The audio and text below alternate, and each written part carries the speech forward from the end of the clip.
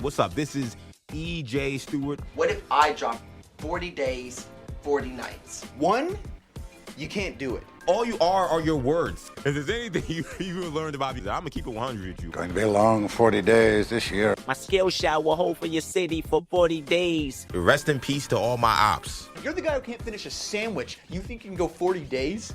This isn't normal! Oh, you're wrong, brother. I'm gonna go the distance. Let's go!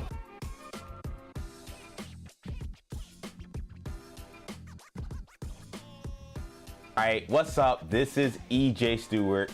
You are watching a new show. Do we want to call it a new show? Is it a continuation? Is it a sequel? We'll get into all that. But this is 40 Days and Counting. This is a new series that I'm starting. It is what I've called the kind of spiritual continuation of my 40 Days and 40 Nights series. I've been gone for way too long. I've been quiet for way too long. I know it's only been essentially 2 weeks where I haven't been doing my 40 Days and 40 Nights series where I've been done from that. But I always wanted to do something spinning off of that, and what it would look like. I wasn't 100% sure what the show would be called. I wasn't 100% sure what the format would be. I wasn't 100% sure.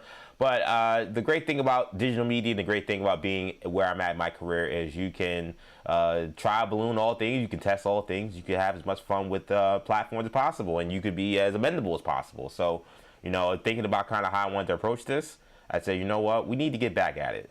It was killing me to sit around, March Madness, NFL free agency, all this stuff happening, and I'm sitting there on the sidelines. I'm doing my stuff on WFAN, shout out, of course, WFAN, and doing the stuff we're doing here in New Generation Media. But I love the formatting of having my own show, my own platform to give you guys my thoughts on everything going on.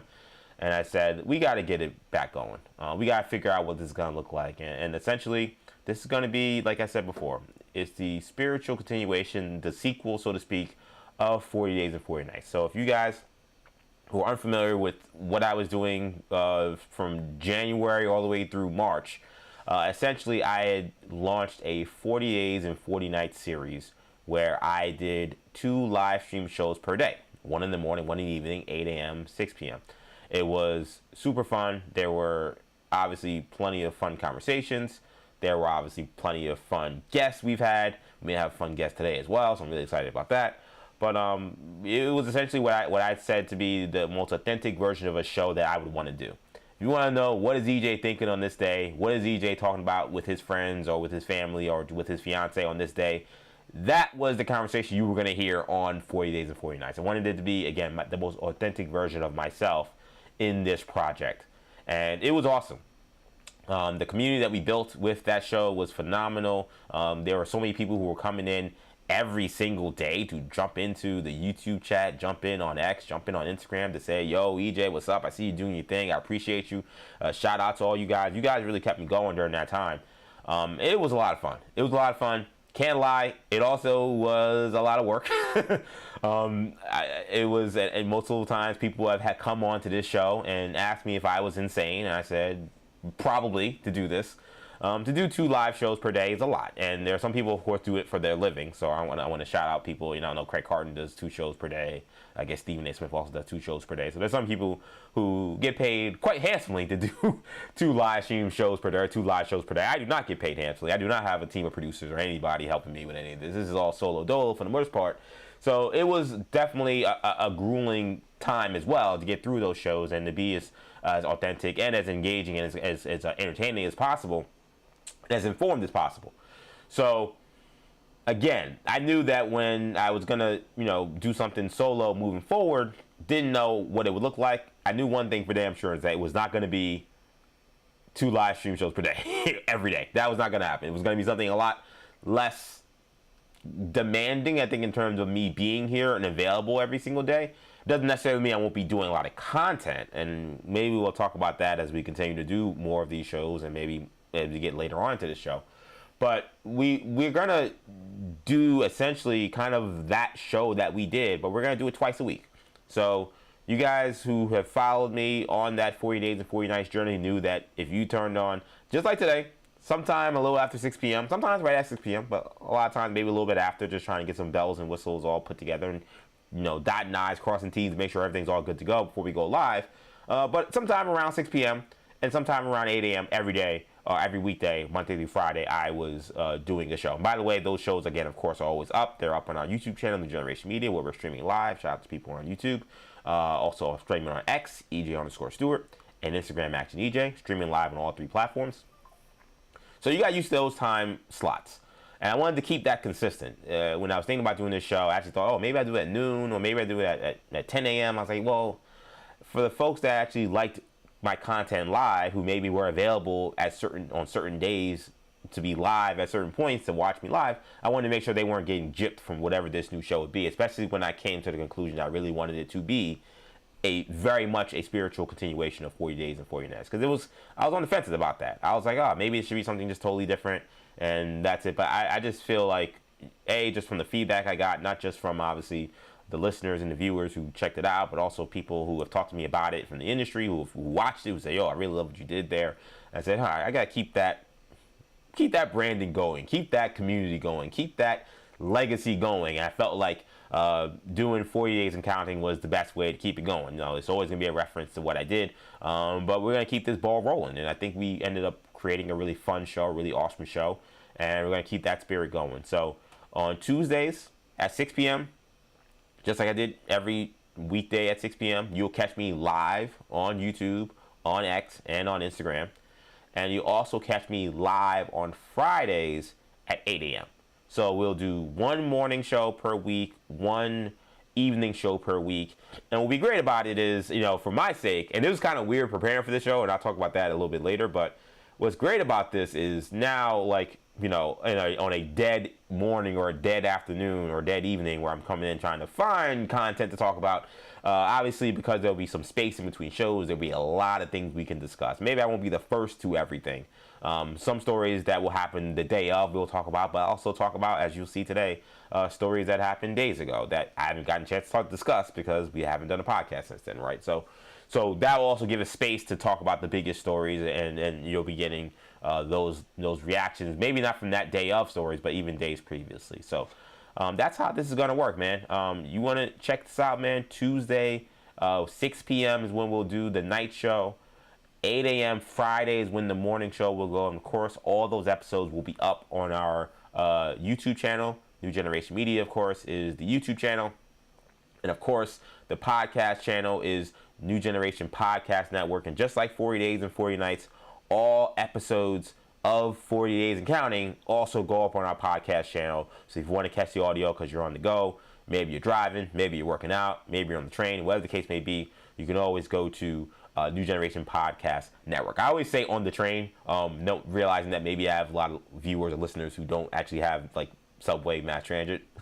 But as a New Yorker, I'm always thinking, I'm on the train, listen to a podcast. So I want to shout out those people. But I know some of you are like, train, what the hell? It's a random thing. Everybody works out. Almost everybody drives. The train thing may be, if you're in Idaho, maybe it doesn't really make much sense. But for the people in metropolitan areas, you're on the train, whatever the case may be, whatever reason you're on the go, can't watch the videos live, you can download the podcast.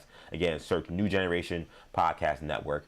Oh, I'm so excited to see all the people we got in the chat already.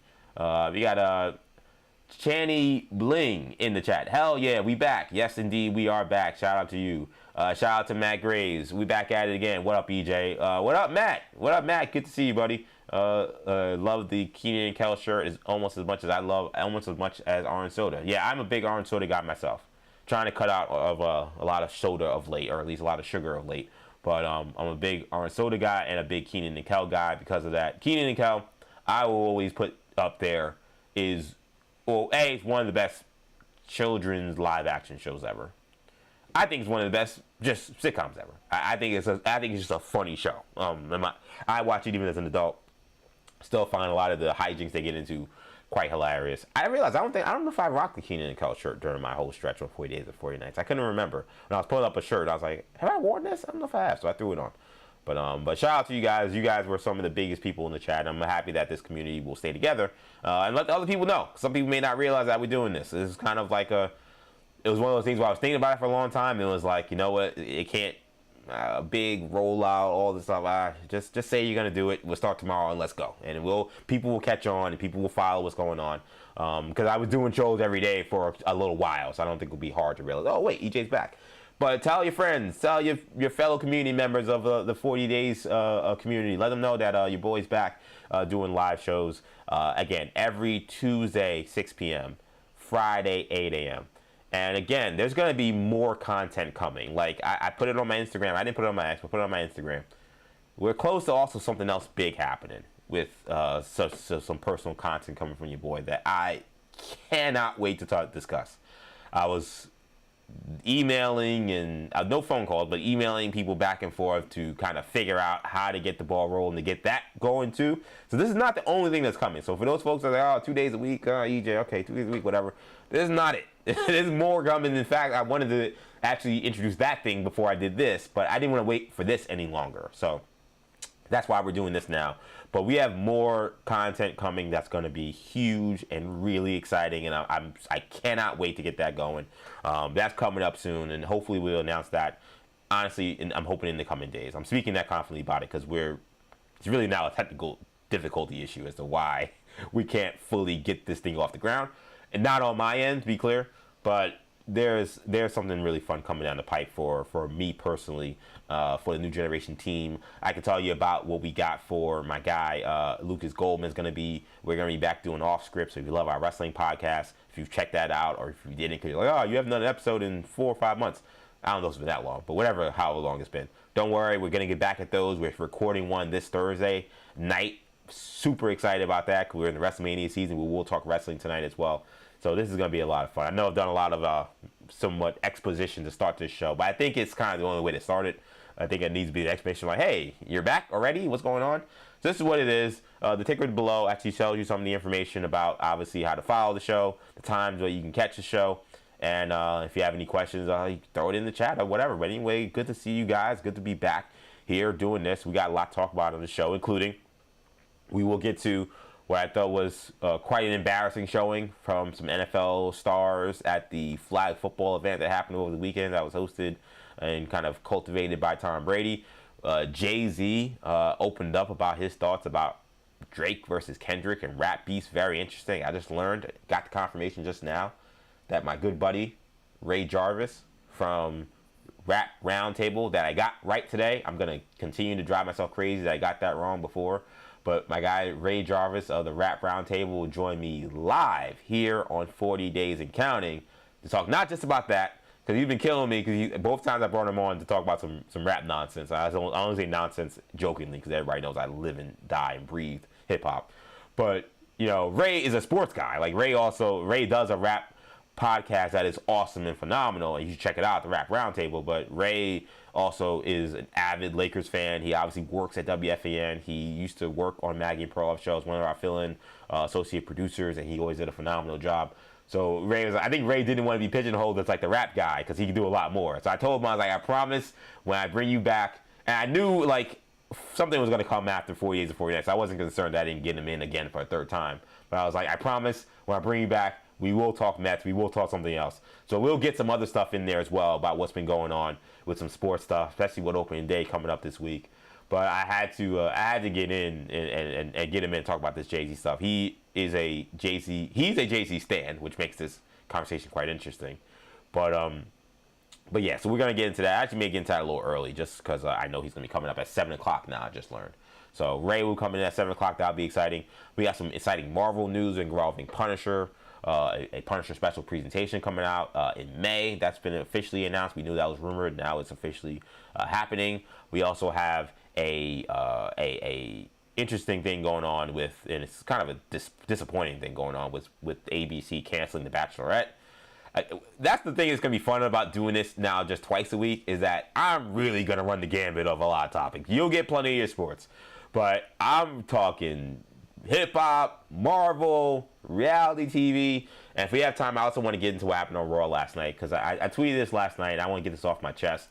I've loved the Roman and CM Punk build. You guys who have watched 40 Days and 40 Nights so know how much I have loved it. I'm starting to worry that they're losing the plot a little bit, and I'll get very in-depth as to what I mean by that. So we'll talk about that hopefully a little later in the show. I don't want to wait till Friday to get to that. But of course, if we don't get to it, it will be on our podcast with I do with Lucas Goldman on Thursday. That probably won't be live, but it'll be probably dropped sometime Friday morning, so you guys can be looking forward to that. So let's get the ball rolling, man. This is going to be a lot of fun. Again, 40 Days and Counting, the new show hosted by your boy, EJ Stewart. Tell your friends. This is going to be a fun adventure. So let's begin.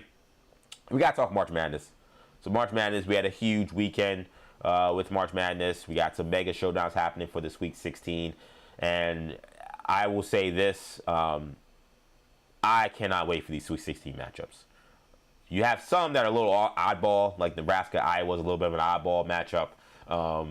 Tennessee, Iowa State. Not surprising that those teams are there, but, kind of weirdish brands a little bit. But there are also some heavyweight fights that we're going to have in this Sweet 16 that I can't wait for. St. John's and Duke is going to be prime March 27th. What's that? Friday night game. That's going to be just an absolute movie, I think, in DC. You also got Michigan State and UConn in that same bracket, which I'm super excited about as well. That's going to be a great matchup.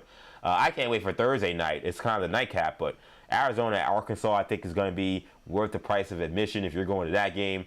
I think a kind of underrated game also, Illinois, Houston as well. Illinois has played extremely well. Very disappointed that I kind of ran to my not being so confident in freshman-led teams and didn't have Illinois going much further, because I think Illinois has been one of the most impressive teams in this entire bracket. They had, I think, 2 games that I think people thought may trip them up, and they dominated both their games against Penn and against VCU. And Houston has looked phenomenal as well in their first 2 games. They destroyed a very high-powered Texas A&M offense. So I can't wait for these games. I think that these are going to be awesome games.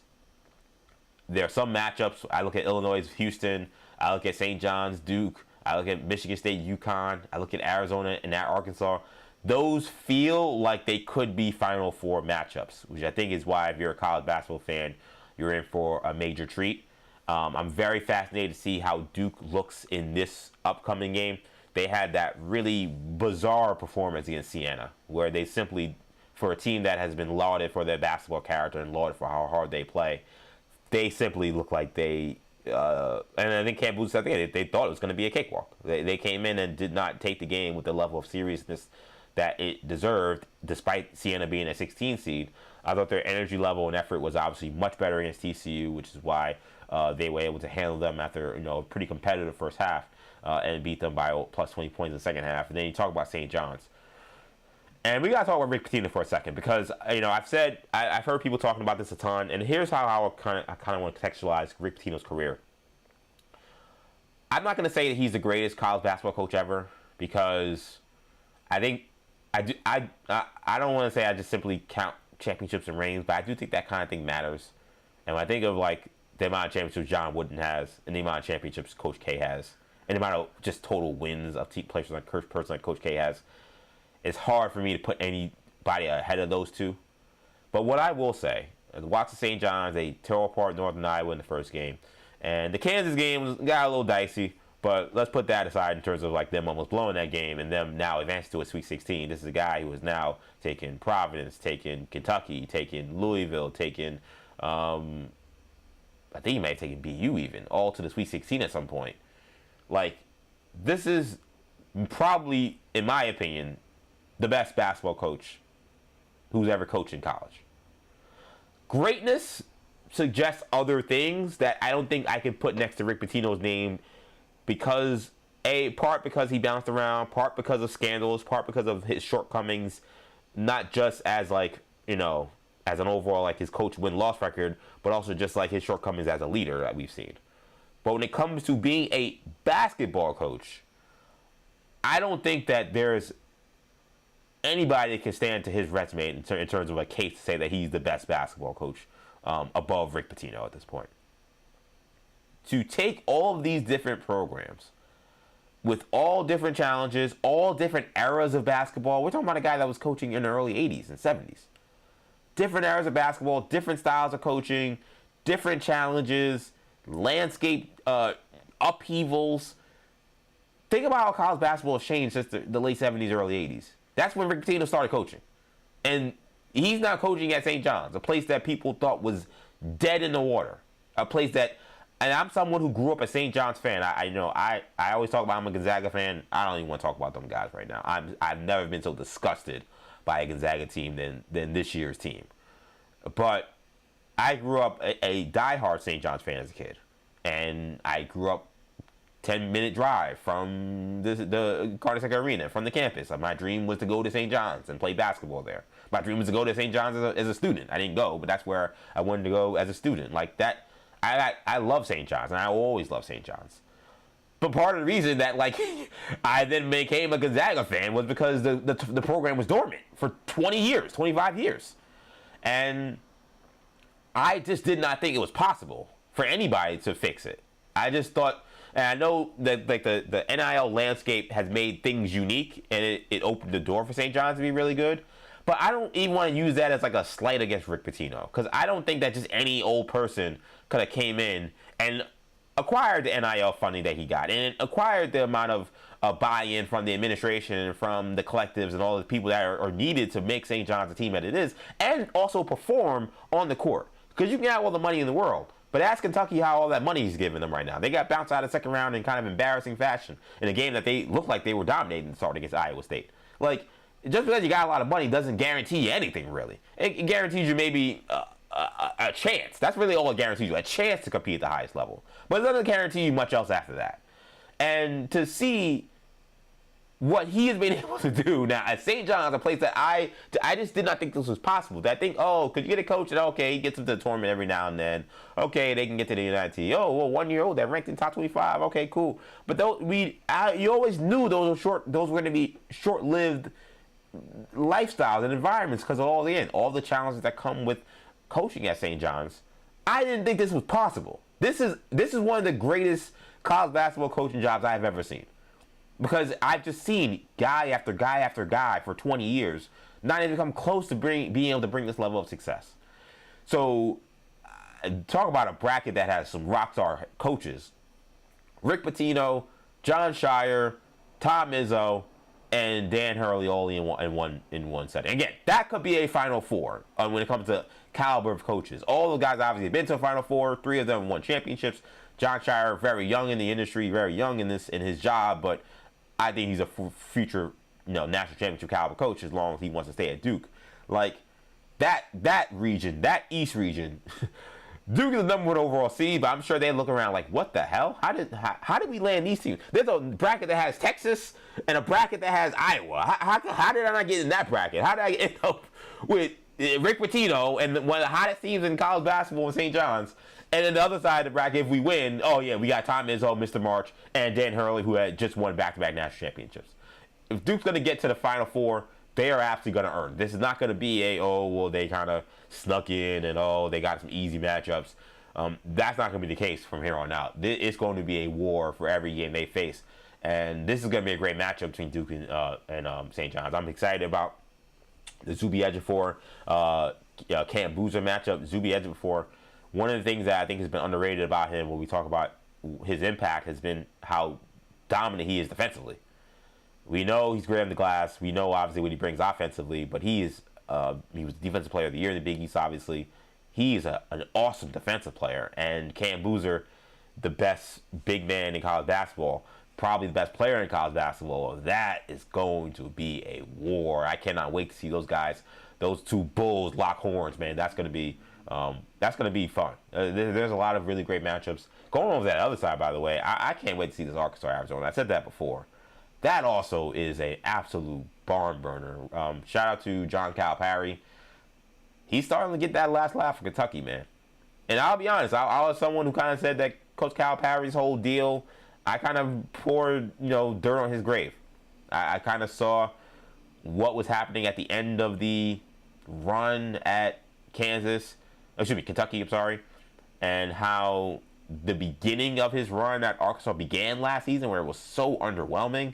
And I was like, his thing is over. Like, whatever appeal he had, whatever thing he had, that thing is over. And it looked like it. But you know what? They rallied last year. They had a surprise run to the Sweet 16.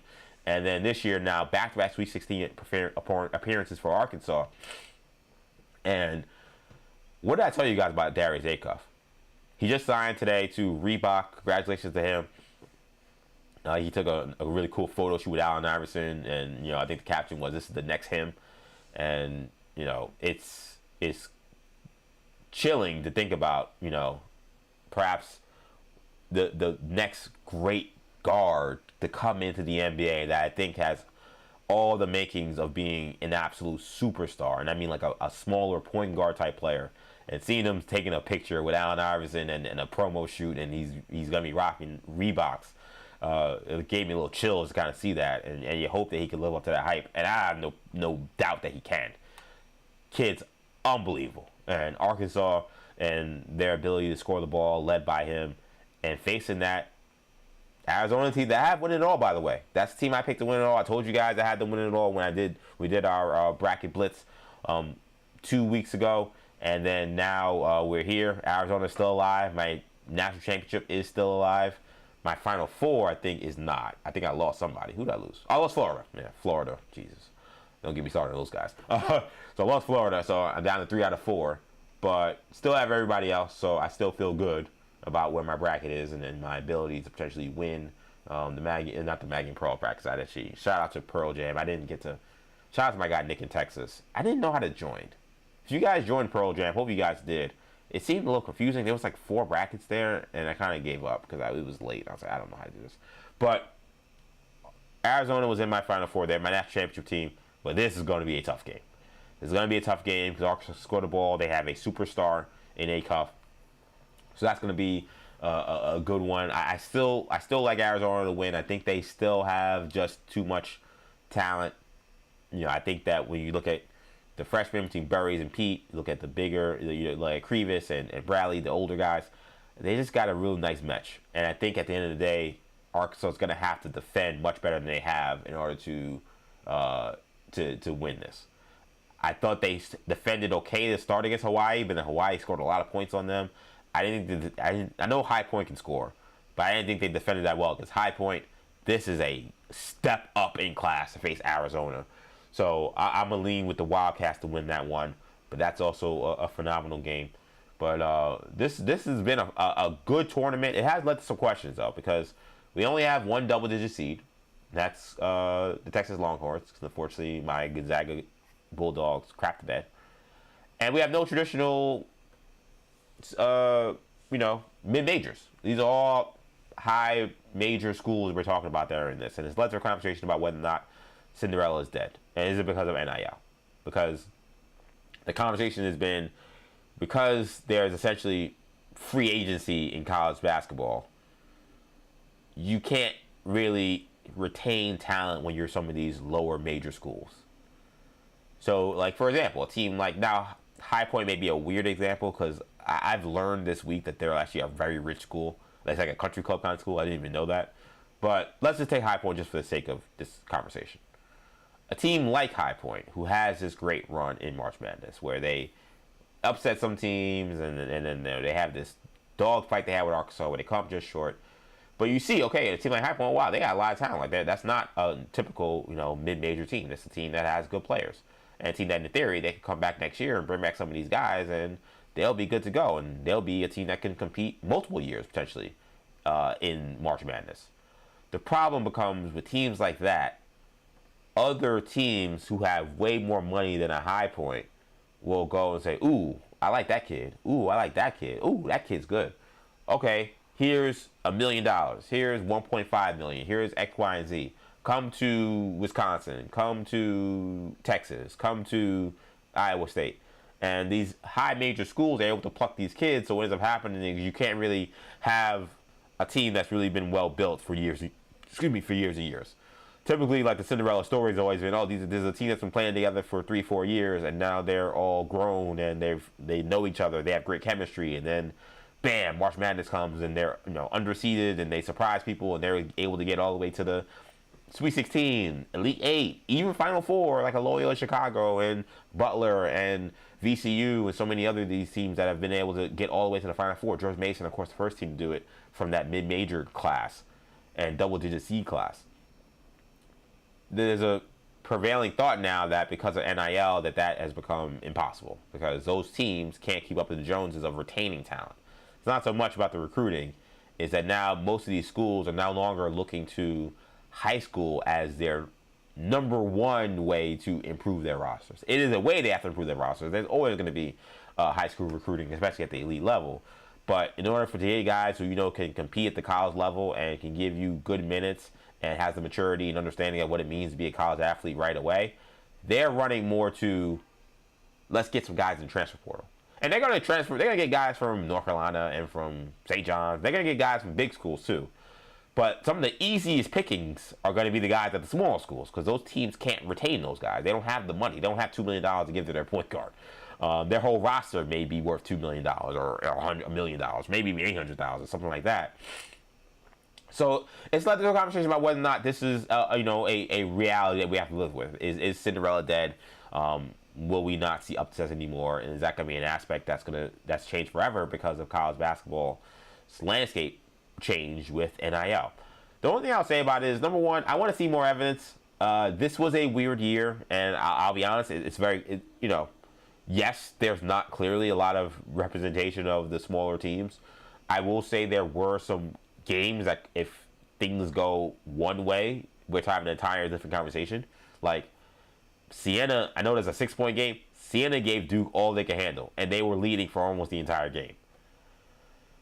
And you could argue Jerry McNamara, who's now become the new coach of Syracuse, you could argue his coaching was some reason why they lost that game. And I'm not trying to diss Jerry because he did a phenomenal job to get them to that point, but I just don't know if playing only 5 guys gave you any shot to beat Duke. I get why he did it, and he knows his team better than I do, obviously, but it's just the reality is I don't know if that was going to be conducive to them pulling off that upset, to not give anybody any time on the bench. Crazy.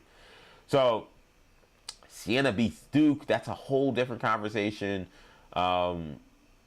Yes, the 5 and 12 seed games, those weren't quite as big when it came to the upsets. We did get the High Point game, which was huge, obviously, but the 4 seeds kind of were comfortable. But there were a couple of moments. You did get VCU beating North Carolina, which leads to a lot of questions about what Hubert Davis's future is. So it wasn't like we had none. You had VCU, you had High Point. So it's one of those things where I'm not sold yet that is dead. I do think that we're having the wrong conversation, I think, when it comes to NIL being the issue. Because the issue isn't NIL. And I've said this a ton. The issue is the transfer portal. The issue is the people being able to have free agency after every year. Because if we did what we're supposed to do, which is to allow these kids to be registered as actual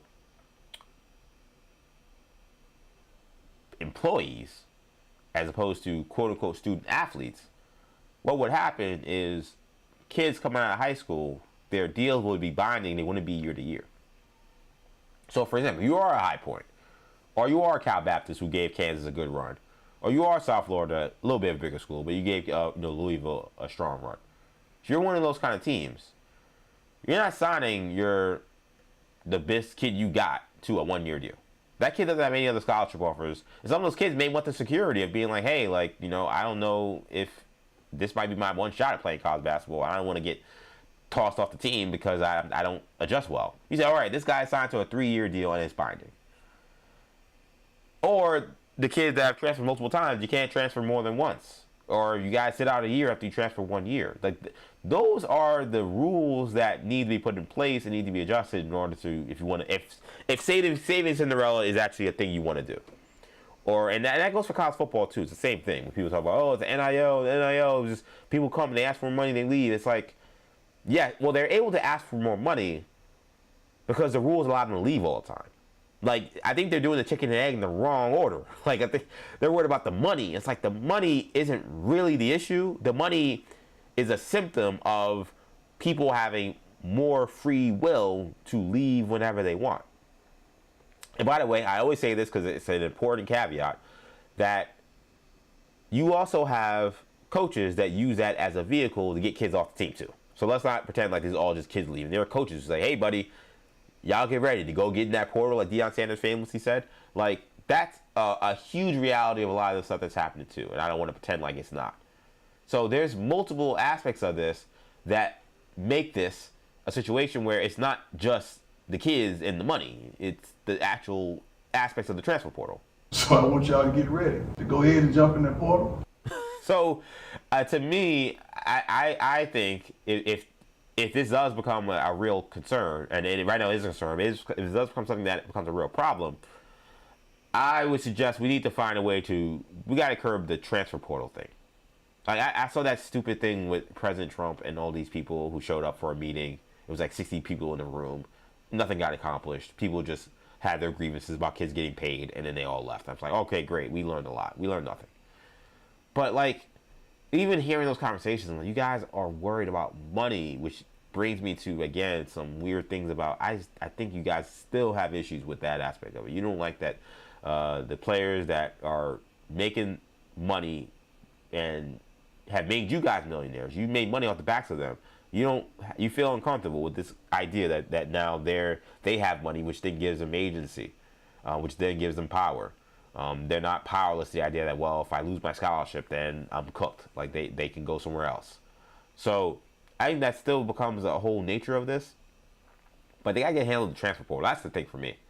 If this becomes a real deal where they gotta have concern about Cinderellas and is that a possibility? We just can't have Cinderellas players leaving as soon as they show up and have a good March Madness appearance. Well, I was looking at the kid Doty from Siena. I mean, he had an awesome game against Duke, and I say, well, there's no chance that guy's gonna be at Siena again. In fact, I'm surprised he hasn't signed at Syracuse today. And when is Jerry McNamara's press conference? Did it happen already? I'm waiting for that drop that Doty is signed with Syracuse. Like, he's going there, or some other school, but probably Syracuse, since that's where his coach was. Like, this is what happens to these places. You got the kid DeVries from Indiana. That was at what was that, Drake? Like, his coach leaves, goes to Indiana, and his son follows him. He doesn't have to sit out a year. There's no thing of he has to wait or anything. None of that. So to me, I find that to be more of the issue with the Cinderellas, not so much NIL. It's these guys can just transfer with no. There's no sit-out year. There's no, you transferred too many years. Because some of these guys on Cinderella, they've played multiple places already. That's the problem. It's not NIL. So that's been one of the misnomers that have annoyed me a little bit about this. But it has been a good tournament, man. I've definitely enjoyed it. We got some great matchups this weekend. I'm going to have a ton of fun with them. I'll probably go more in depth with some more picks and stuff with it as we get closer to it. But we'll continue to follow March Madness as we will now that the show is launched on New Generation Media, this 40 Days and Counting show. But I've enjoyed the tournament. It has been a lot of fun. I had Ray slated for 7 o'clock. I'm gonna tell Ray. I want to back him up a little bit. I'm gonna see if he can come on at 7:15. 7:15. Okay. I'm saying that he could be watching the show. Maybe he could be watching this, be like, "Oh, he's talking about me." Yeah, I'm talking about you, Ray. Ray Jarvis is gonna be joining us, talk about the Jay-Z stuff. I just want to make sure I got the opportunity to talk about it. Because what happens sometimes, I learn various things about doing this show. Sometimes what I've seen is like I want to talk about something and I only get like a couple of minutes of my takes off, and then all of a sudden the guest is here. All right, well I can't talk about that anymore. I gotta move forward and bring the guest in. So let's see what they gotta say. But I want to make sure I'm very clear. I also want to be able to play all the sound I have from this interview Jay-Z did. That's why I want to make sure I give that the time it deserves. So let's get to that aspect. By the way, again, if you're watching, this is 40 Days and Counting with your boy EJ Stewart. We're streaming live on YouTube, New Generation Media, streaming live on X, EJ_Stewart, streaming live on Instagram, Action EJ. This is the spiritual continuation sequel of 40 Days and 40 Nights, which was my live stream series where I did 40 live stream shows per day, twice a day, every weekday. And we're back. This is a new show. It's not going to be every single day, but Tuesday, 6 p.m., Friday, 8 a.m., I'll be back doing live stream shows in the same spirit of how we did our previous show. If you think about, it's funny, we're going to talk about probably a little bit about Daredevil, which, by the way, season 2 of Born Again debuts tonight. Really excited about that. If you think about how Daredevil, the Netflix show, and then this new show is the continuation. Think of this as that. This is like 40 Days and 40 Nights was like Daredevil on Netflix, and then 40 Days and Counting is like the Disney Plus version. Again, all the things that we brought over from that are canon. The intro is slightly adjusted. I took out some of the night references of 40 Days and 40 Nights. I didn't want to feel so into that thing. I had to adjust it a little bit.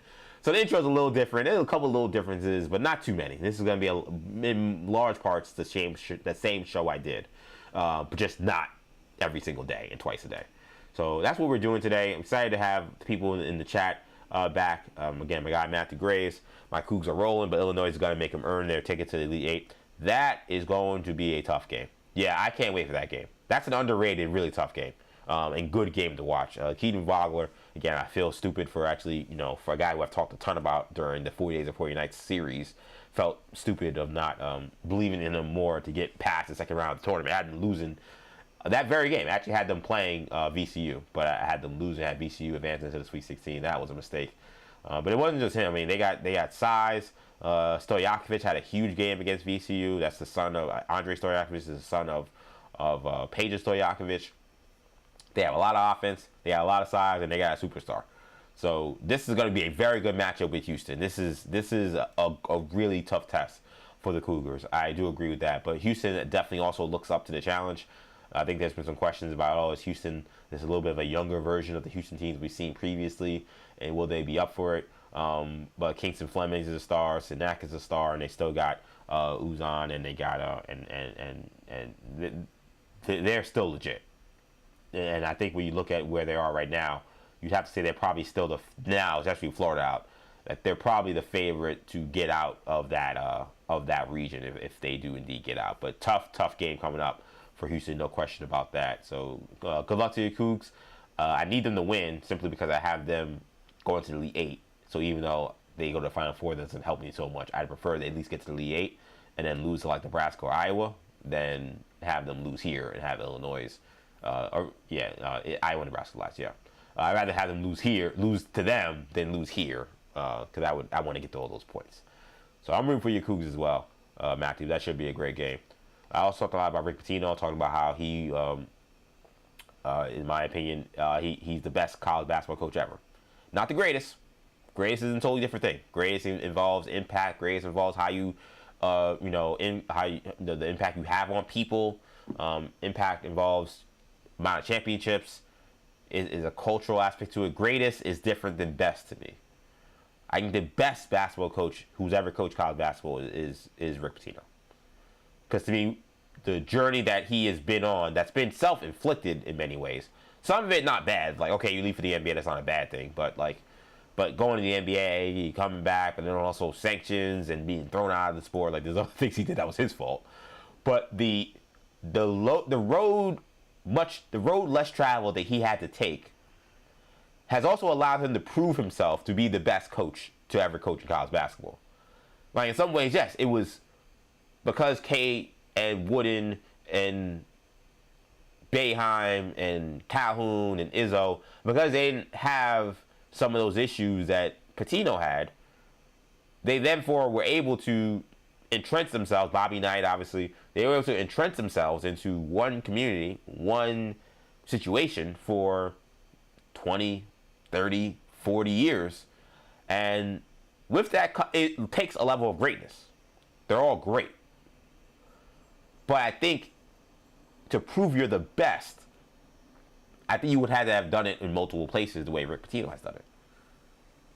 So to me, that's why I say Rick Pitino is the best coach to ever coach in college basketball. Because I don't think that those other coaches would have the same amount of success as Rick Pitino's had. We'll never know because we've never seen it. But I'm going based on, once you get as powerful as a Coach K or John Wooden somewhere, what comes with that, the power that comes with that, the gravitas that comes with that. Like, Rick Pitino was getting his team to the mountaintop and then leaving, or because of his own screw-ups, like bringing them back down and then being thrown out, whatever the case may be. Like, he had, like, I've seen this guy go back to rock bottom, go back up, then have to go back to rock bottom, then go back up. Doesn't matter the school, city, situation, era, changes in basketball, it did not matter. He has found a way to adjust to every situation. And to me, that's what makes you the best. I can't say the greatest because he had sanctions. He's had personal issues that have been, a black mark on the programs he's been affiliated with, and a black mark in his career, quite frankly.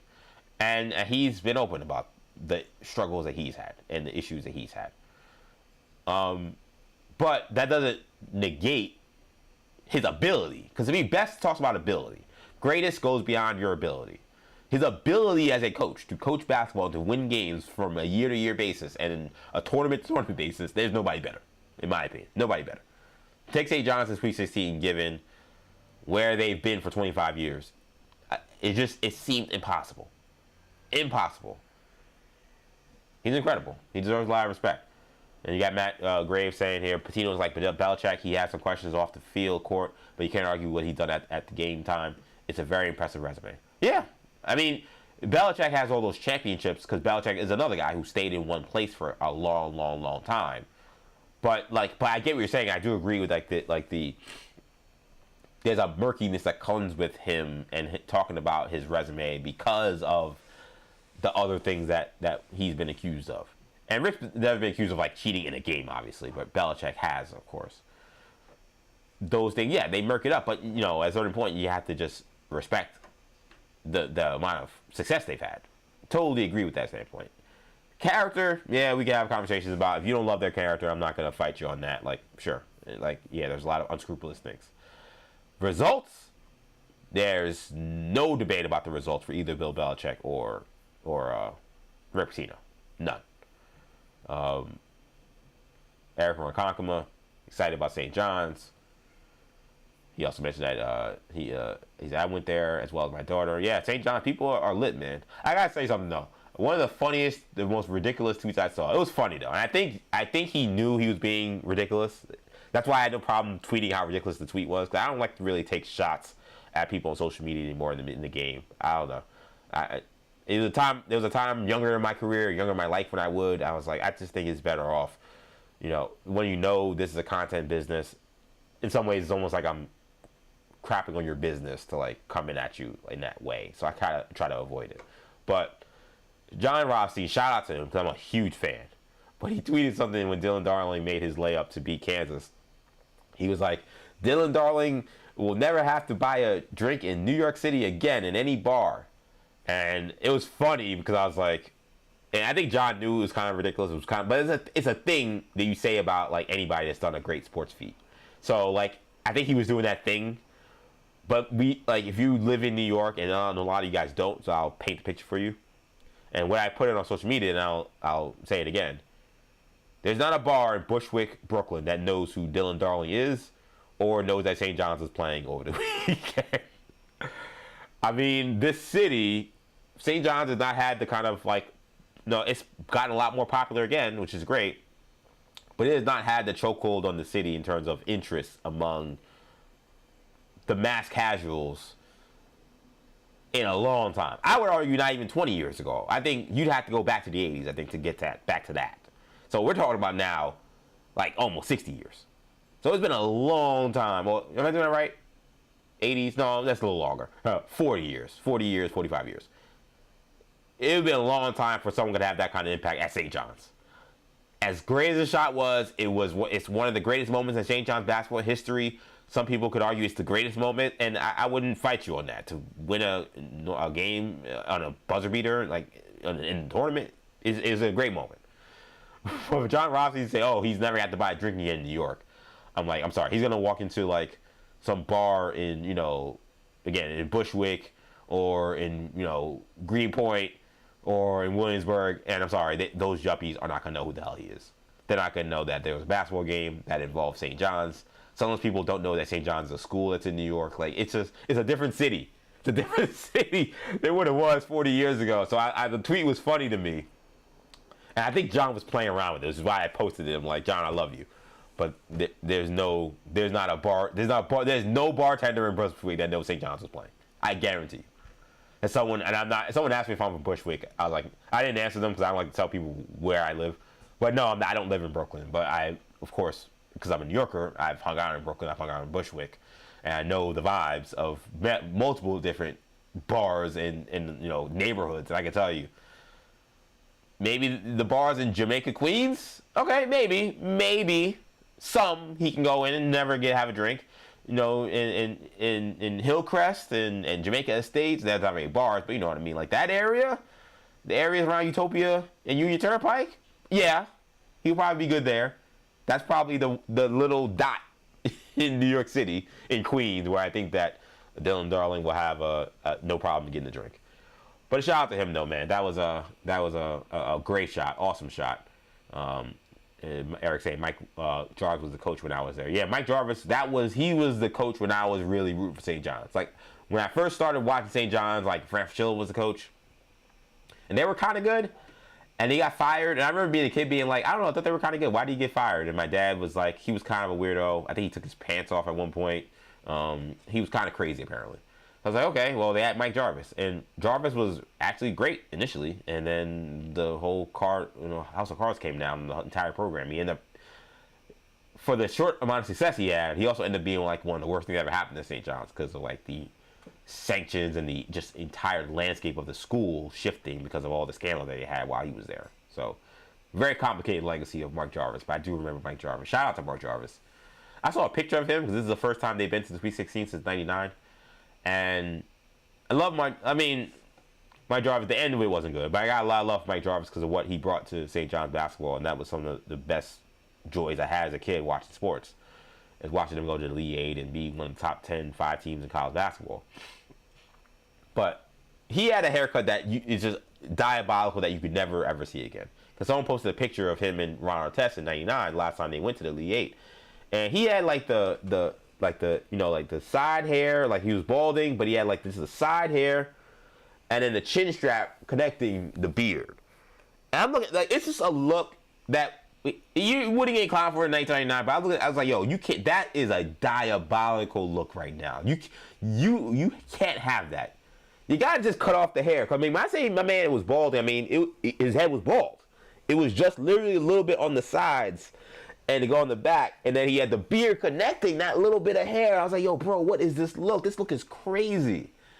I'm sure. I think I've seen Mike Jarvis recently. I'm pretty sure he's just not bald. I was like, yeah, like you had to let that go. To go that far was crazy. Crazy look. Diabolical look. If I can find it, I'll try to show it to you guys before the show's over. But shout out to Mike Jarvis. Shout out to St. John's. I do want to talk about this whole stuff real quick before I get my guy, Ray Jarvis, in here.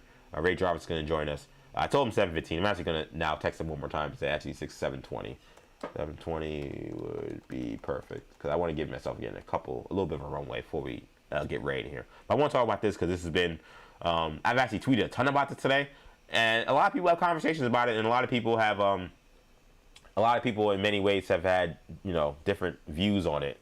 So Jay-Z, it's been a big, and I'm glad in those last few shows I did all those stories about Jay-Z, about what's going on with, is there an upcoming show coming up? We don't know. I'm glad I was able to basically be like, hey, now we know there's the Yankee Stadium shows happening, and I felt like that was time well spent on 40 Days and 40 Nights that I did those stories on Jay-Z and the different things he was doing to kind of commemorate the anniversary of Reasonable Doubt, and now we know the anniversary of Blueprint as well. But he did an interview with GQ, in many ways, I'm sure, to help promote this concert. It also sounds like he may have some music coming out too, just based on some of the tea leaves of what he was saying. So I'm very fascinated about that, curious about that. But the biggest headlines are coming from what his thoughts were on the Drake and Kendrick Lamar beef. Very fascinating comments from Hove. Ones that maybe you would not expect considering his career and what's happened in his life. But I want you guys to actually see Jay-Z in these comments, because he actually said that he wishes that the beef between Drake and Kendrick did not happen. And the last pillar is battling. We love the excitement, and I love the sparring and the music you get. Mm-hmm. But in this day and age, it's so much negative stuff that comes with it that you almost wish it didn't happen. Really? Yeah, because it's almost like it's a final thing. Now people that like Kendrick hate Drake. Yeah. No matter what he makes, no matter what he says, and it goes far too. It's like attack on his character and his thing and it's like, I don't know if I love that. Yeah. I don't know if it's helpful to our growth, where the fallout lands. Interesting. So while the music was great, he's like, I don't think this was good because of how personal it got. So he continues and talks about how the personal attacks and Mr. Beef went too far. And he said a lot of that was due to social media and stan culture. Especially on on social media, which takes place every day. Yeah. And now you have these pods of cult. The Stan armies fighting. Yeah, and it's like, it's too far. Yeah. It's like bringing people kids in it. Yeah. And it's like, I don't like that. Maybe I've grown in a space that is probably, I sound like the old guy wagging the finger. Found that kind of funny. In some ways I think he does, but I'll let Hov continue here. So he presents basically a new way of life when it comes to competing in rap, because a lot of things about this conversation with Drake and Kendrick is like, well, rap is sport, and this is part of the sport of rap, is that there are sometimes battles that happen. Jay-Z wonders if simply having collabs could be the new way of quote-unquote sparring. I think we can achieve the same thing as far as like sparring with music, with collaborations more so than breaking the whole thing apart. Yeah. It could stand it before because there was no social media and there was no thing, and you had the battle and it was fun and then you moved on. Right. Right now, I don't know if it could stand it with the technology that we have. Because it takes up so much oxygen. It takes up so much oxygen. Yeah. And now it's just like every day they're just trying they're to still talking about it. It's not just talking about it. Not like, yo, this song, I like this. Yeah. No, it's like trying to tear down the people's life. Yeah, yeah. It's like trying to, wreck this guy's marriage or this guy's relationship with his child. And it's like, I don't know, man. I'm going to get to his last point, but that was the point for me where I had a major sigh and pause, because I'm like, okay, Hov, you came from an era of hip-hop where rap battles and rap beefs, he called it, you had some fun and then you just moved on. I don't know what world Jay-Z is talking about when it comes to what battle rap used to be compared to what the Drake Kendrick Lamar beef was, but that's not the world that Hov came from. Hov came from the Nas Jay-Z beef time and how tense things were. Ask the people that were involved in that beef how tense things were and how guys felt like they couldn't go to certain areas of Queens and certain areas of Brooklyn. Do we have to talk about what happened with Biggie and Tupac, the most influential people in the history of this culture, got killed over rap beef? I mean, and that's just one example. That's one of the maybe the darkest example we have. But it's not like, oh, that's like a one-off. People being shot over rap beef is, I don't want to say normal because that feels almost like dehumanizing, but it was a part of the culture. There's just no denying that. And there were massive efforts to try to get that out of the culture. It was like, hey, these are just words. We shouldn't be then going out and shooting people and shouldn't get that personal. Like there were campaigns around it. Hov was about it. He did the interview where he's sitting with Nas and they're talking to Sway for MTV News, and he's sitting there with the Yankee cap sideways, and he's talking about how, yeah, this just got out of hand. We gotta just move. I remember that. I was a kid and I was a teenager when this was happening. Like, and about how we gotta keep the peace and we gotta keep it, that we're not letting this stuff get out of. Like, I remember that time. So I have a tough time hearing Jay-Z today talk about the Drake Kendrick beef from that standpoint. If you want to say, hey, I think this went too far, and I'm gonna get to his point saying he doesn't think this is something we need anymore. That's almost a different conversation. That is an opinion that, okay, and I don't think you should be beholden to, well, because I did it, that means we should keep doing it. Because I hate that as a gotcha thing we do in media. And that's not at all what I'm saying. What I'm saying is to present a falsehood about what rap beef was. That's where I'm saying, nope. Sorry, Hov, I cannot let you do that. You want to make the opinion, okay, I think we've moved past this. I think this has gotten too far, and I think that maybe we don't need this as a culture anymore. That's a debatable topic. And I could have an opinion, you could have an opinion. I think reasons people could have different opinions. To present the narrative that, oh, before this, rap beef was just, it was just fine. It was just, we had some fun. We made some money. What? I remember Game versus 50 Cent. I remember Beanie Siegel versus Jadakiss. I remember what rap beef used to be and how tense and how concerning and how personal things got. To present this as, oh, it was just fun and games, we moved on. No, that's not the case. Now, I think, could he say that perhaps the megaphone that fans have to take sides and to give their thoughts and to basically participate in the rap beef is different because there was no social media? Like, your only opportunity to do that was to go to your barbershop or go to your, your school cafeteria and just stand for whoever you stood for. Sure, that's possible. But this idea also, the whole presenting that, oh, like, we didn't used to stand for one actor or another. What? Again, what is he talking about?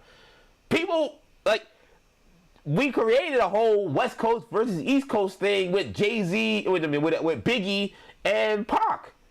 That was a whole culture explosion of people taking sides. Like, and it's not the only example of that. So I don't really quite understand really what he is talking about with that. That was the part that I thought he was way off base. And I have theories as to why that is. I'm curious to hear my guy Ray Jarvis talk about this. But that part could not take that at all. I was like, no, come on now, give me a break. Last part here, I do want to get his last thought on this.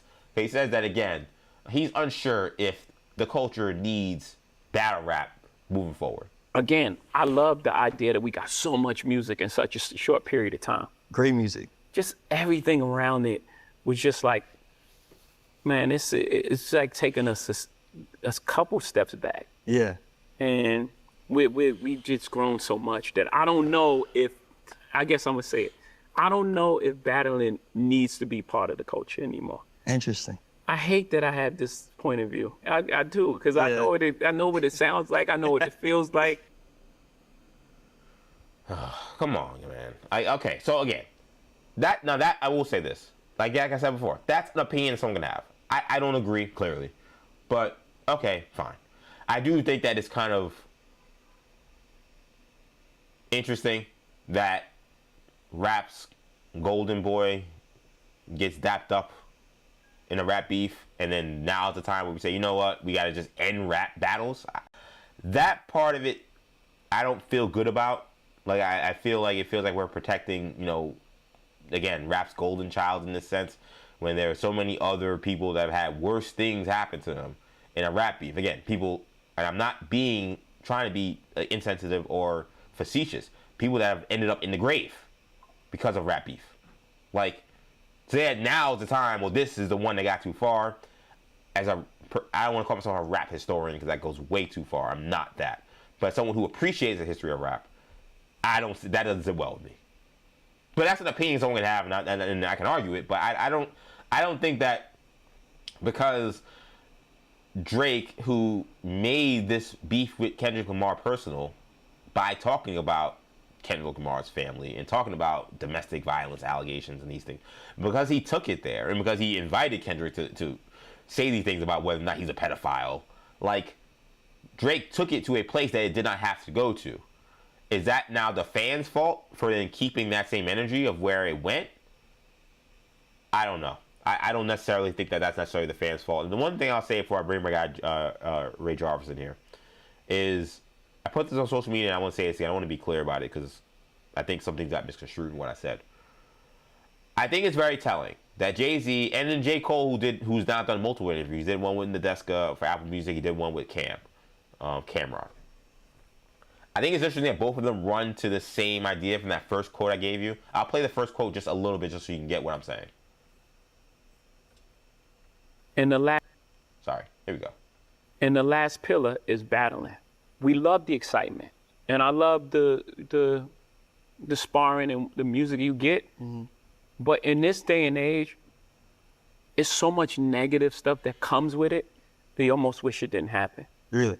Yeah, because it's almost like it's a final thing. Now, people that like Kendrick hate Drake. Yeah. No matter what he makes. Stop it right there. That was the other thing I hated about this. And something that him and J. Cole landed on the same conclusion. It's the conclusion I keep seeing also perpetuated on social media. That there is this narrative that people who dislike Drake only dislike him because they like Kendrick, or they took Kendrick's side. And I'm sorry to break it to some of you people who just cannot get it, or to break it to Jay-Z, or to break it to J. Cole. Some people just dislike Drake. And I know, like, for them, I think it's hard because when they see Drake, they see a peer who has amassed so much wealth and so many accolades. And from how they view music and how they view their own level of success, they look at someone like Drake and say, this is someone who's a modicum of success. How could people be on the internet saying bad things about him or simply not liking anything he puts out? Well, it has to be because they're standing, Kendrick. Or for, Drake, it has to be bots. That has to be what it is. I'm sorry. Like, there are a lot of people, including myself, who I was a huge Drake fan, who just do not like how this guy's moved for the last 5, 3, 2, 8, like, pick a year. Some people have different timelines of when they fell out with how they view Drake. But there are some people, and a lot of them, who do not like how this guy has moved, regardless of his success. And it does not have to continue to be contextualized in a way that, well, it's only coming from a place of bias, or it's coming from a place of inauthenticity. Nah, fam. Some people just don't like the guy's kind of misogynist. Some people don't like that the guy, for some people, they feel like he's a culture vulture. That's not really been my thing, but that's what some people will say. Some people don't like that, and what is my opinion, his music has declined greatly. I don't care how many number ones he had. I don't care how many sold out shows he has. I don't care how many streams he has. I'm telling you as someone who used to listen to him regularly, who now doesn't, because when I go back, I'm always disappointed in whatever new music comes out. There are some people who just do not rock with his music anymore, feel like he's fallen off a cliff. There are some people who do not like that he's taking shots at Megan Thee Stallion and Serena Williams and these other black women. People do not like that he's taking these weirdo streamers like, Aiden Ross and those clowns and academics, and he's making these people, platform people. Some people just don't like that, and that's okay. Like this coddling of like, well, no, there must be something wrong with these people that's making it like, no, there's no stuff he's doing, and Drake has. It's within his right to do whatever he wants with his career. But what has been nauseating for me, and I feel like I'm a particularly special case because I'm someone who was a huge Drake fan, it's particularly nauseating to me to keep having to be told that my turn in terms of from being a Drake fan to I'm not a hater, I'm just someone who is very indifferent to him moving forward, is because of Kendrick Lamar and me wanting to stand Kendrick Lamar or bots or me listening to narratives. Like, no, I follow the guy. Like, there are a lot of people who just follow the guy who just don't like him for various different reasons. But I think it's very hard when you're in that bubble and you're in that circle and you measure ways of success in ways that Drake checks all the boxes. It is extremely hard for those people to understand where the hate could come from. So then they always have to run to stan culture or some other excuse. Are there things that are coming up that is that a facet of it? Of course. Of course there are stans. Of course there are people who are just, I'm going to hate Drake. Of course there are those people. But to keep pushing that narrative that, these are the only people that hate Drake, and Drake's nothing wrong. He's still making great, like Jay-Z said, it doesn't matter what he puts out. In my opinion, he's been putting out garbage mostly for the last 5 years. Outside of Scary Hours 3, which I thought was phenomenal, and I've said that a ton, and I've loved Family Matters in the rap battle, like, and I think he's purposely even been doing it, because I think he wants to get out of the Universal deal, but whatever. That's a whole nother story. We can get into that with Ray in a second. But I just don't think he's been putting out good music, so Jay-Z's like, would matter if he puts out some good music. Maybe I won't say bad things about him. How about that? I gotta get my guy Ray Jarvis in here. He's been waiting patiently in the green room. Again, Ray Jarvis, the Rap Roundtable, phenomenal podcast, live stream. I know they'll be talking about it this week as they say with Joe Budden by class. I've detected there are some whole Vengers in there, so I'm very fascinated to watch the show this week. Check. Yeah, I got you. You got me? Yeah, we on deck. I mean, I am a card carrying Hovenger, man, but I don't agree with all things Jay-Z as far as music and some of his opinions. And while waiting in the green room, I can hear that you're a little annoyed by his perspective during that interview today. I was, man, and I text you. I was like, I gotta talk about this nonsense. I gotta bring my guy Ray in here, because the part there are parts that I think for Hove that are just opinions that you could disagree with opinion, that's fine, but I think there's some things that are just you just can't rewrite history, and the one soundbite I made that I played earlier was the sound when he said, there was a time when rap battle was just fun and then we just moved on. Did I live in an alternate reality where I didn't see what Nas versus Hove was like, or what Pac versus Big was like, or what Beans versus Kiss was like? Like, is there a different world that I lived in that did not happen, that now I'm in Earth 2 and this is a different world and maybe I'm coming from a different perspective? Because that was a part of this that I fully could not understand why he would say this. No, you're not living in an alternate universe, but I think that you're skewing a little negatively. You look Beans versus Kiss for sure, very aggressive. It almost went left, but thankfully it didn't go left, and now they're pals. Yeah. And it was the heat of competition. It spilled into the streets a little bit. This is the facts. Jay-Z and Nas, the same thing. Very competitive. I don't think it ever spilled into the streets aggressively, but there was potential for it to do so. I do know that. The Big and Pac, we know what happened there. We don't gotta go. Right. We don't gotta get too much into that. Yeah. But that is more outlier. There's been so many competitive moments in rap, hip hop history that was just, I don't like you. I think I'm better than you. Let's rap about it. And they got into it, and those artists moved on. And in some cases, in most cases, in fact, they shared stages together eventually. So I think that's the angle that Jay-Z was looking at it from. Whereas it's like, for sure, we've had the worst possible thing happen to two of our icons, but for the most part, it was in a spirit of competition. We got emotional, and sometimes things tend to go left and it gets emotional. But as men, we were able to still come back to the table and rectify those emotions and move on.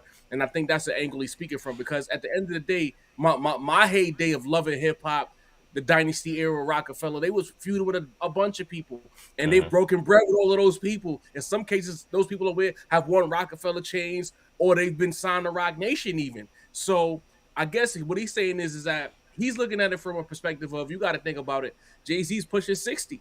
This is not full-time rapper Jay. He's not even a part-time rapper anymore. He's more of a spectator than he's ever been in his career.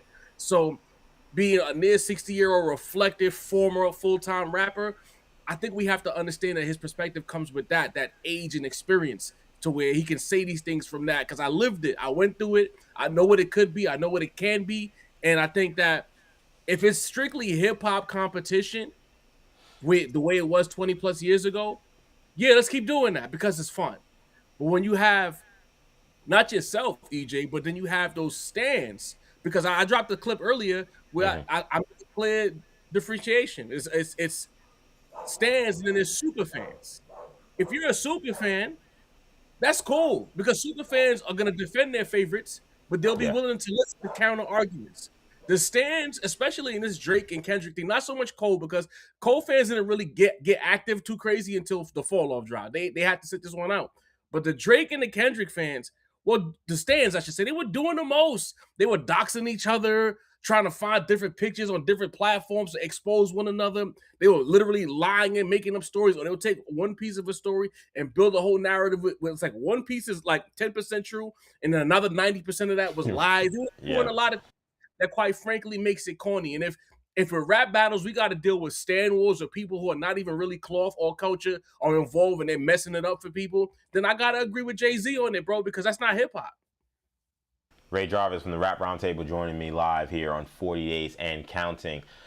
That is definitely a part of this, and I think that I've been someone who I think stand culture has ruined America. I'll go away from rap. I will bring it to politics. I'll bring it to sports. I'll bring it to it's destroyed. I think it's destroyed America. I guess the question I have is that, does that then absolve the rappers of whatever accountability they take for the decisions they make. Because I think that was also one of my struggles with what Hov was saying was essentially it removed all accountability to Drake for his movements in the actual beef, where he leaned into negativity. He was the one that brought up Kendrick Lamar and what, if it is his kids, and he's beating up on Whitney. Like those are things that Drake said. Does it absolve him from that, and does it absolve him from other accountability that make people dislike Drake that have nothing to do with Kendrick and that beef? Because that was the other thing I didn't understand is like I know that it's maybe hard for someone like Jay-Z who sees Drake and his success and say how could people possibly dislike him? It must be fake or it must be something else. But I'm here to tell a lot of people that I'm sorry, it's just not fake. There are reasons that people dislike this man. No, I don't think that absolves him. I think what happens is sometimes when you do these interviews, you think you're saying something that's really thought out and thoughtful, but it's not until it's received by the public that you realize or you deduce that it's kind of a broad stroking statement that doesn't necessarily lack nuance, but it doesn't account for the details, because we're talking about the stands and he's saying that this is what it is, but the stands kind of got activated based on some of the things that the artists were doing, more so on the Drake side than the Kendrick side. Because to your point, of course, the mudslinging started with Drake with the whole allegations about Whitney and his manager and who the child belongs to, and Kendrick's record deal, the fact that Kendrick might be a domestic abuser. All of these things were brought up by Drake, while Kendrick is saying, let's keep it rap. And the Drake fans leaned into that. And I would say, based on my experience anyway, just watching and observing, the Kendrick fans and Kendrick himself decided that if that's the route you want to take and take it, let's get into mudslinging, if you will, then we're going to mudsling right back at you. We wanted to rap and prove that our guy's the best. Kendrick said it on wax. Let's keep it rap. Drake said, no, let's mudsling. I don't like you. Drake was the one who made it personal. You think about the tailor-made freestyle and definitely mocking the entire West Coast and the fact that most of the West Coast looks at Kendrick as the beacon for that side of hip hop. It was a lot of mockery, a lot of disrespect. And I think in a half hour, I think Jay-Z's interview was 36 minutes. There wasn't enough time for him to really break down the details, because part of the stand was the fact that the rappers, yes, Kendrick is culpable as well, because once he leaned into it with Meet the Grams, he's now in it. His hands are also dirty now. So once the rappers decided to make it mudslinging and not lyrical warfare, which is the difference between a Jay-Z and Nas on a Beanie Sigel versus Jadakiss, that was lyrical warfare that told the line of going personal. Jay-Z did say what he said on Super Ugly, but then within days of Super Ugly dropping, he was on Hot 97 walking it back because it did go too far. And hip-hop as a culture, when we were still a much cleaner culture, if you will, even the Jay-Z fans, I was talking about it last night on our live stream. I was like, the first time I heard Super Ugly, I was like, yeah, go get him. The second time I heard it, I'm like, this ain't it, you know? Because that's not the Jay-Z that we knew. We knew the Jay-Z who I would say he was a guy that would like be on a podium and the audience would be beneath him. Like he'd be high up and the audience is down here and he would be rapping to his audience. And I felt like when Super Ugly dropped, he joined the audience, if you will. Yeah. And immediately hip-hop was like, this ain't it, bro. Take it back. You're talking about women. He apologized to the women he was talking about, essentially disqualifying himself from the battle in that moment, you know? So in this situation, the mudslinging, I just think, I don't agree with Jay that battling should go away. No. In this situation, I think that it was more gossip mongering than it was a hip-hop / rap battle for supremacy in the number one spot. That's what I think. It started that way with Like That, but by the time we got to the Hard Part 6, it was a mudslinging contest and Kendrick won. Do you feel like Hope says that you feel like in many ways this was a step back for rap culture, this beef? Do you agree with that? No, I don't agree with that. I think, and that's where being a near 60 artist, not his feet are not on the ground. He's not in the streets. He's not you and I who are having conversations with regular folks. I think, in fact, that the sport of rap has gained a lot from this battle, because in the aftermath of it, we've seen melodic rap take a step back as far as being the thing in the forefront. We've seen Atlanta's dominance. Even though Atlanta had nothing to do with that battle, but what they represented as far as rap and hip-hop is concerned, they took a step back. You've seen a lot of lyricists have been running through that door, putting out classics or near-classic projects, and they're being positioned in a way to where that sort of thing and that sort of high-level, high-caliber art matters. And I think that is the best thing to come from this battle. So I got to disagree with him on that. But he wouldn't know that because he's not like I was just at the Rome Streets and Your Old Drew show on Friday. He's not going to those shows. He don't have the venue packed for lyrics. You know, he doesn't understand that Kendrick actually reopened the door for the things that we like. And I think what happens is when you're in big business. I know I'm talking a lot. I'm sorry. When you're in big business, you're thinking about spins and radio play and hit singles. Maybe we're not getting that so much, but we're getting so much high level rap right now that I almost don't care about a radio single because what matters is the art. And what matters is the people ingesting the art or the younger people, especially on TikTok, who are chasing the art again. They're not chasing the jingle anymore. They're chasing the art. They're going back listening to the old stuff, comparing it to the new stuff, and they don't want to look at this guy 21's botting like nobody's business because nobody wants that anymore. Tastes have changed, and I think Kendrick winning that battle, he won the soul of hip hop. Not to be hyperbolic, but I think in this case, that's what happened. Ray Jarvis from the Rap Roundtable joining me live here on 40 Days and Counting. First guest on 40 Days and 40 Nights. First guest on 40 Days and Counting. So that's a double W for my guy Ray here. I want to bring up a comment here because we got Matthew Graves in the comment section saying here, talking about Jay-Z saying, I see what he's trying to say with social media, but back in the day, beefs ended with blood. What? And then he continues here saying, I think his point with social media is, and to Ray's point, how many fans that see this by millions on social can accept it as competitive beef and let it go versus take it way too far and go too far. Yeah, like I said earlier, like I think to me, the difference is if you were invested in the, let's say, the Jay-Z Nas beef, you didn't have a platform to push out a narrative about Jay-Z or Nas unless you called into Hot 97 or called into Power 105 or whatever your local station was.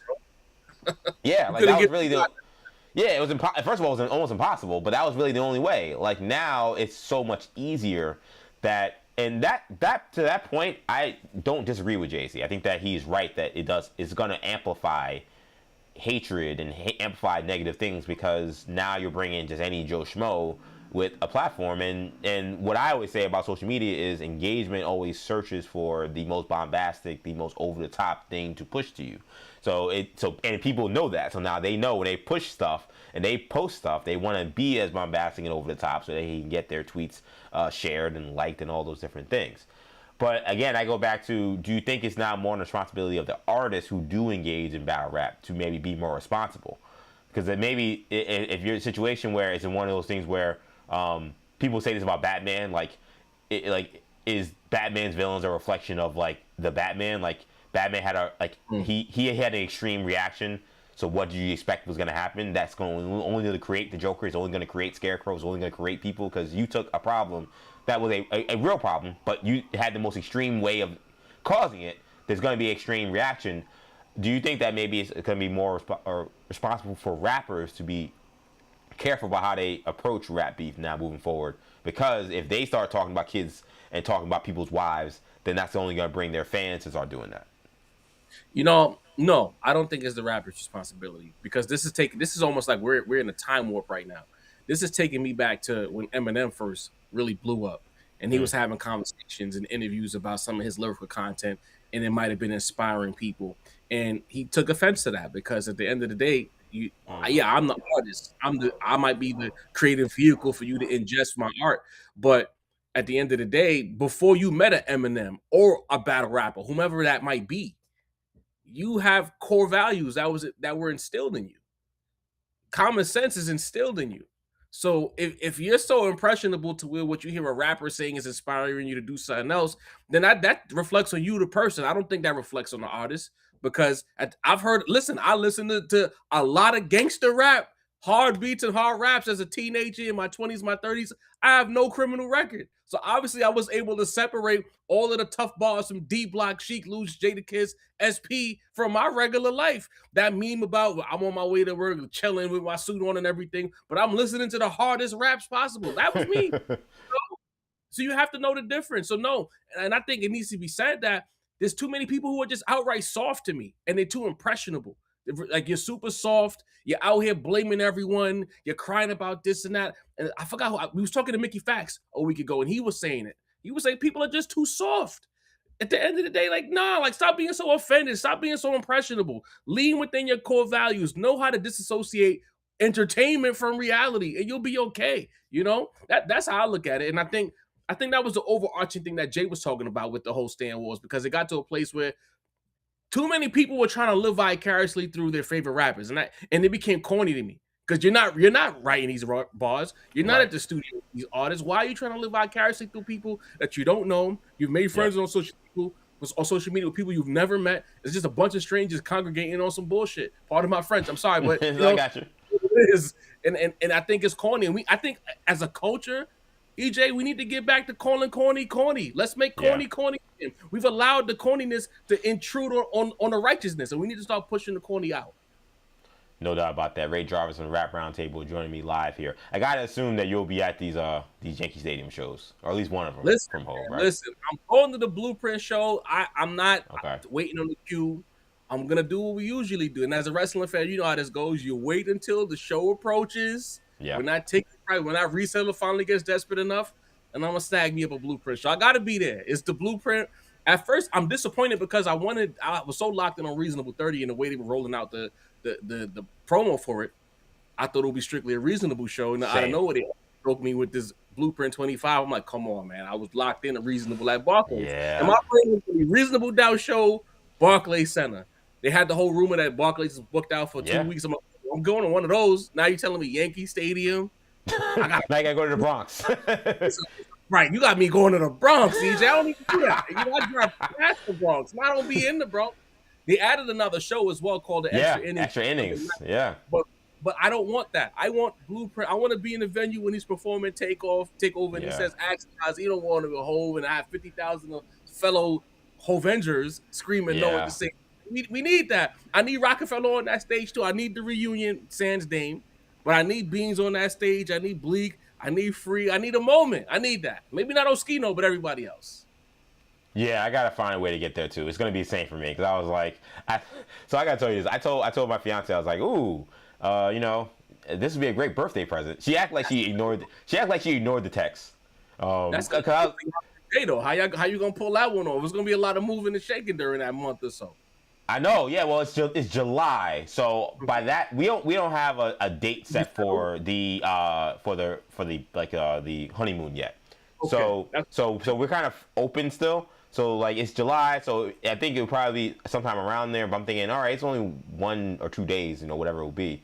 So I was like, that'd be a good thing. And she was like, I already have a gift for you. I'm not paying that kind of money for that. I'm sorry. Also, you gotta understand though, what I've learned is that she claims not to be a member of the Beehive, but she is a Beehive member, and they hate Hove. So oh yeah, because of the whole Becky with the good hair like that they will not let that go.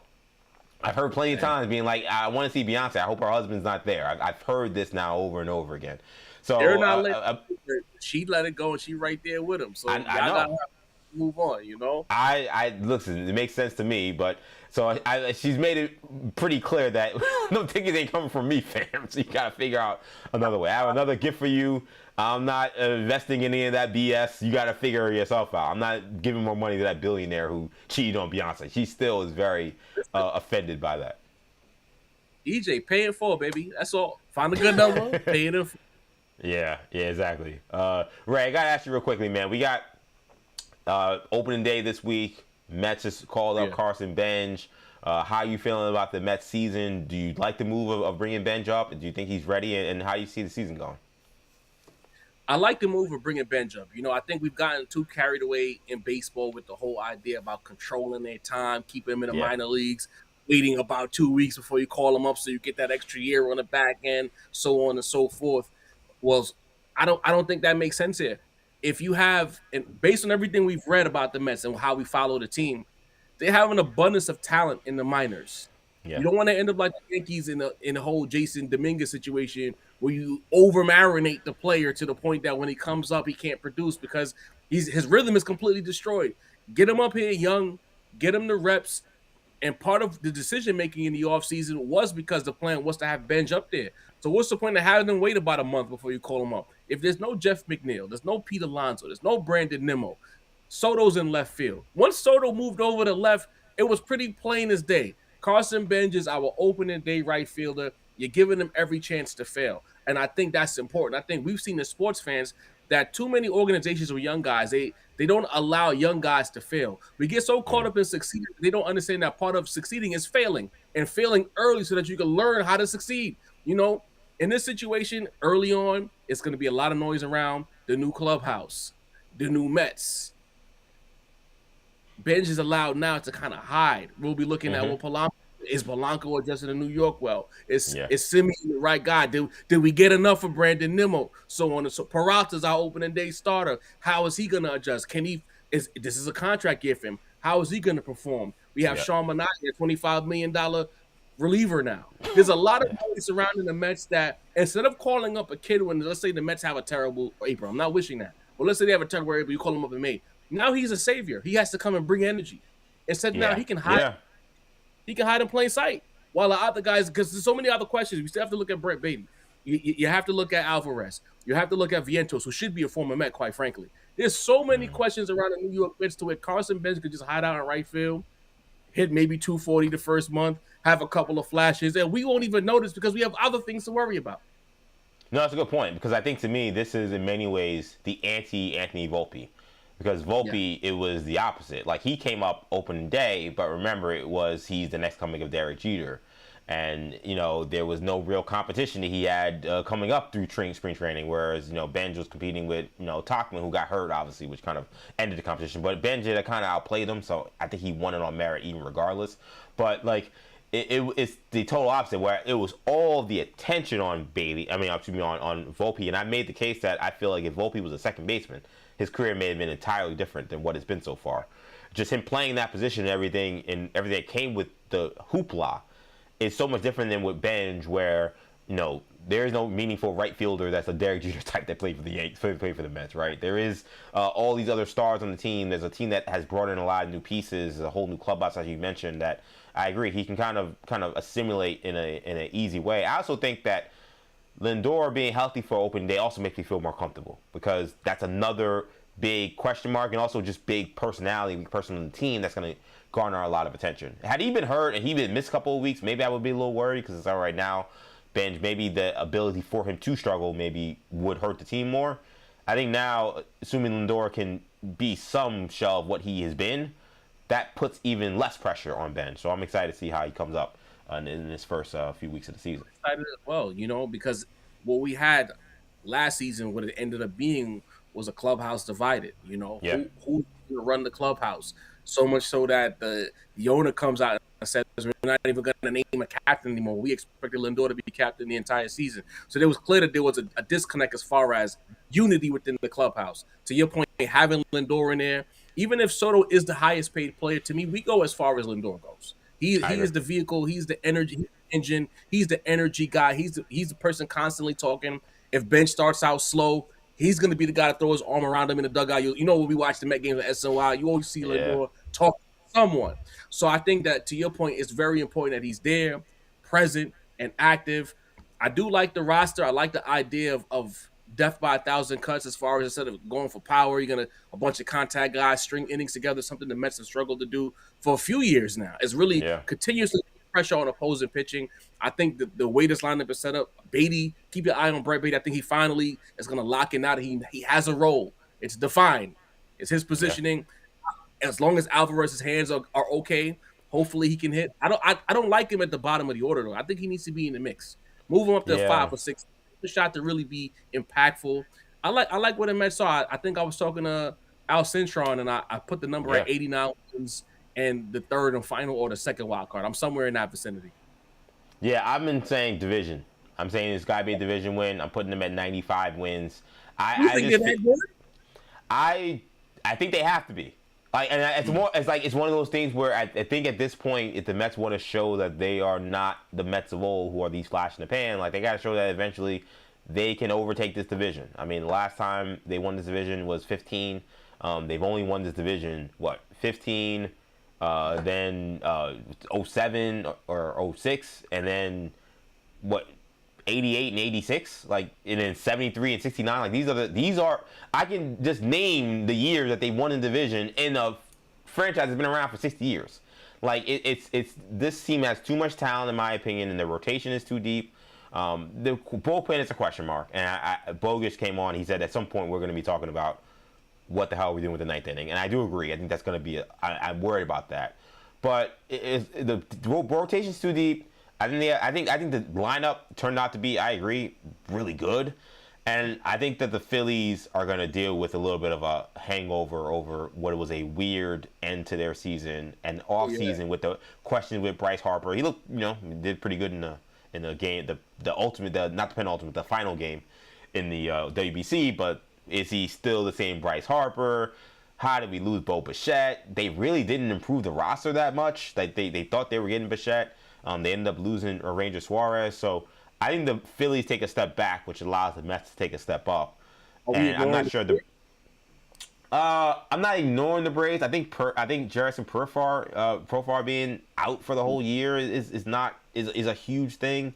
I want to see them healthy.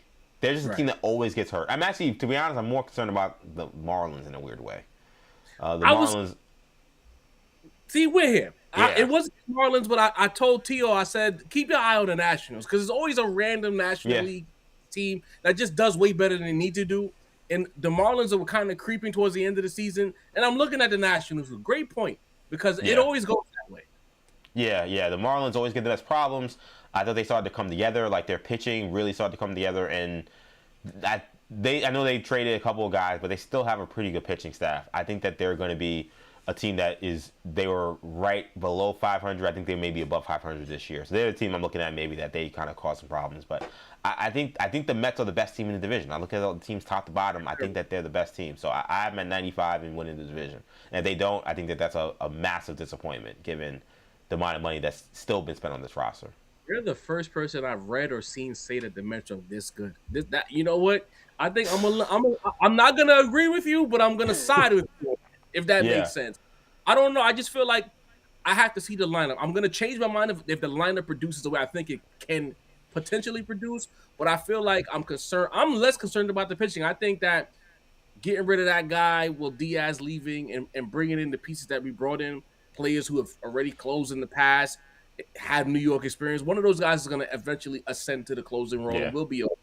I'm more concerned about the lineup. Like, will these guys be able to hit for 162? On paper, I think we can, but with the Mets is always that weird thing that happens during the season where they just forget how to hit. So I need to see that. If the lineup does what it's supposed to do, then I'll change my prediction in 95 games. I still have us in the playoffs, but I feel like it's going to be some ebbs and flows with the offense. Last thing before I get you out of here, I know you're a big Laker fan. I've been saying this to my brother a ton. I feel like the Lakers, when it comes to the national media, I don't think they know how to cover the team anymore. I think it's become broken because there have been times in the past where they've been super, super overrated and then talked about a ton for no reason. What I see is a team that's flawed but has a superstar and is pretty good. And I don't know if they win a championship. I doubt that.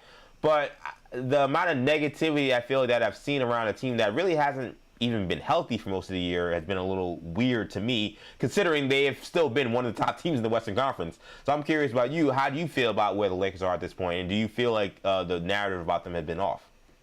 That's a great question because the way they've been covered for, I would say, 85% of the season, if you just close your eyes, you don't have any access to the standings, you don't have a smartphone, in fact, you're blind. You're only dependent on what the talking heads say about the team. You would think that the Lakers were a lottery team for the entirety of this season. Absolutely. The coverage has been very odd.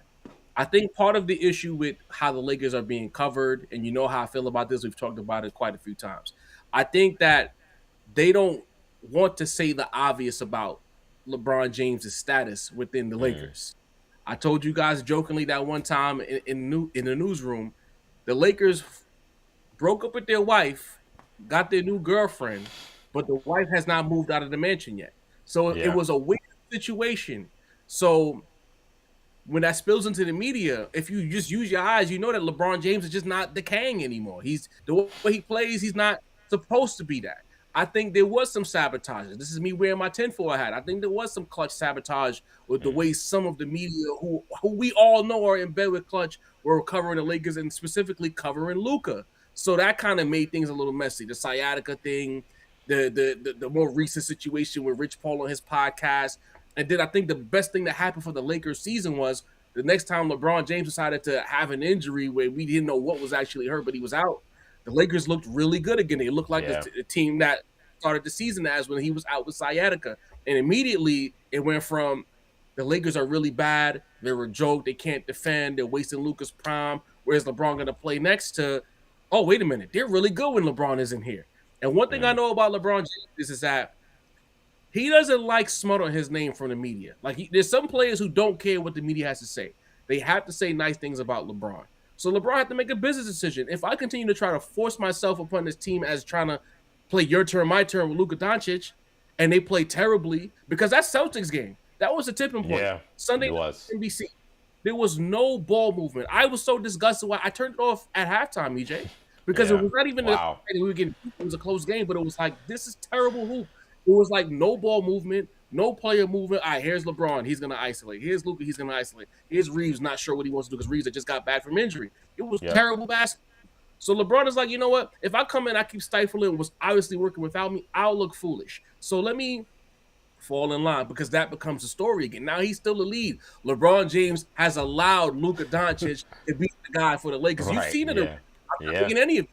So now he slides into the third role, into the Draymond role he should have been in the whole time. To me, he's like super Draymond Green. He just accepts that role with his team. And that team, I mean, you reel off 9 straight. The offense flows. The ball moves. Other guys are involved. There's willing defenders. DeAndre Ayton starts to figure out, if LeBron James is the willing to be the number 3 guy, how do I look being an outlier? Yeah, now I got to be Clint Capella. Maybe Clint Capella isn't that bad. All of a sudden, LeBron falls in line, and Ayton is like, what I look like not playing my role. LeBron's impact and being the number 3 guy just changes the entire season. But there's another issue to your point about coverage. And I think it's the fact that Luka Doncic is not an American player. If Luka Doncic was Luke Donovan, white guy from some flyover state who was really good at basketball, same player, just Luke Donovan, they would have no problem saying, Bron got to get out the way. But because he's a Luka Doncic, European player, not front-facing as far as how he's treated being a face of the league. You don't really see him with too much like commercials or like branding and things of that nature to where you could say, all right, this is the guy. Same thing for Jokic. Not too much branding. If you're outside looking in, you're looking at Wemby, because Wemby's just undeniable. Jason Tatum gets a lot of pub. There's another guy that I'm forgetting right now, but that's besides the point. Ant-Man, Ant-Man, thank you. That's the other guy who's been very front-facing as far as NBA media is concerned. So I think if he was Luke Donovan, this wouldn't be a conversation. Being that it's Luka, his game probably sometimes isn't the most aesthetically pleasing. He was super over. I didn't realize how big he was till I saw the before and after that went viral. He was out of shape, and they treated him really poorly. Like this guy took the Dallas Mavericks to the finals 2 years ago, and they were talking about him like he was horrible. So combination platter of conflicts of interest, not American. It's the Lakers. So it's Lakers for clicks. Whether you say good or bad things, it's going to translate into generating clicks. And it's just a mess. That's why I want LeBron off my team. Just to stick the landing. I got to say it. I just feel like it'll be easier to cover the Lakers once Braun is gone. And at this point, if he's number 3 Braun, I don't think he's leaving. I was convinced he was gone about a month ago. But now this is what it is. He's coming back. Yeah, it is interesting. It does feel like maybe it's shifting another way. Like I agree. I was saying on the show, I was like, I think he's done. There's no way he's back. But now it's like, let's see how this ends up going. And I also say this. I feel like with Luka and the whole situation and the weight and talking about all the other stuff, I totally agree that the whole him not being a front-facing media member or a media-friendly guy in that sense, not that he's against the media, but just he doesn't do a lot of interviews, he doesn't do a lot of pub, he doesn't do a lot of that. Definitely think that's part of the conversation. I also think that I always pause when I say something like this, because I'm like, I don't know how much I want to give up of the game of doing content, of doing sports media.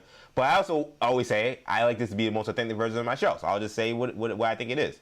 I think there's a lack of sophistication that comes with trying to explain what the Lakers are doing with their team. That also makes the conversation tough to have, because they keep saying, why are the Lakers don't got no shooting? Or why are the Lakers got all these one-year guys? I'm like, well, they're trying to clear their cap because for whatever reason, they think somebody's coming in 2 years. I don't know who that is, and it may flop. It may be a terrible idea. I don't know what's gonna happen. The Knicks have done this many times, and it's been a terrible idea. But it may flop. But that is the plan, and it's very clear.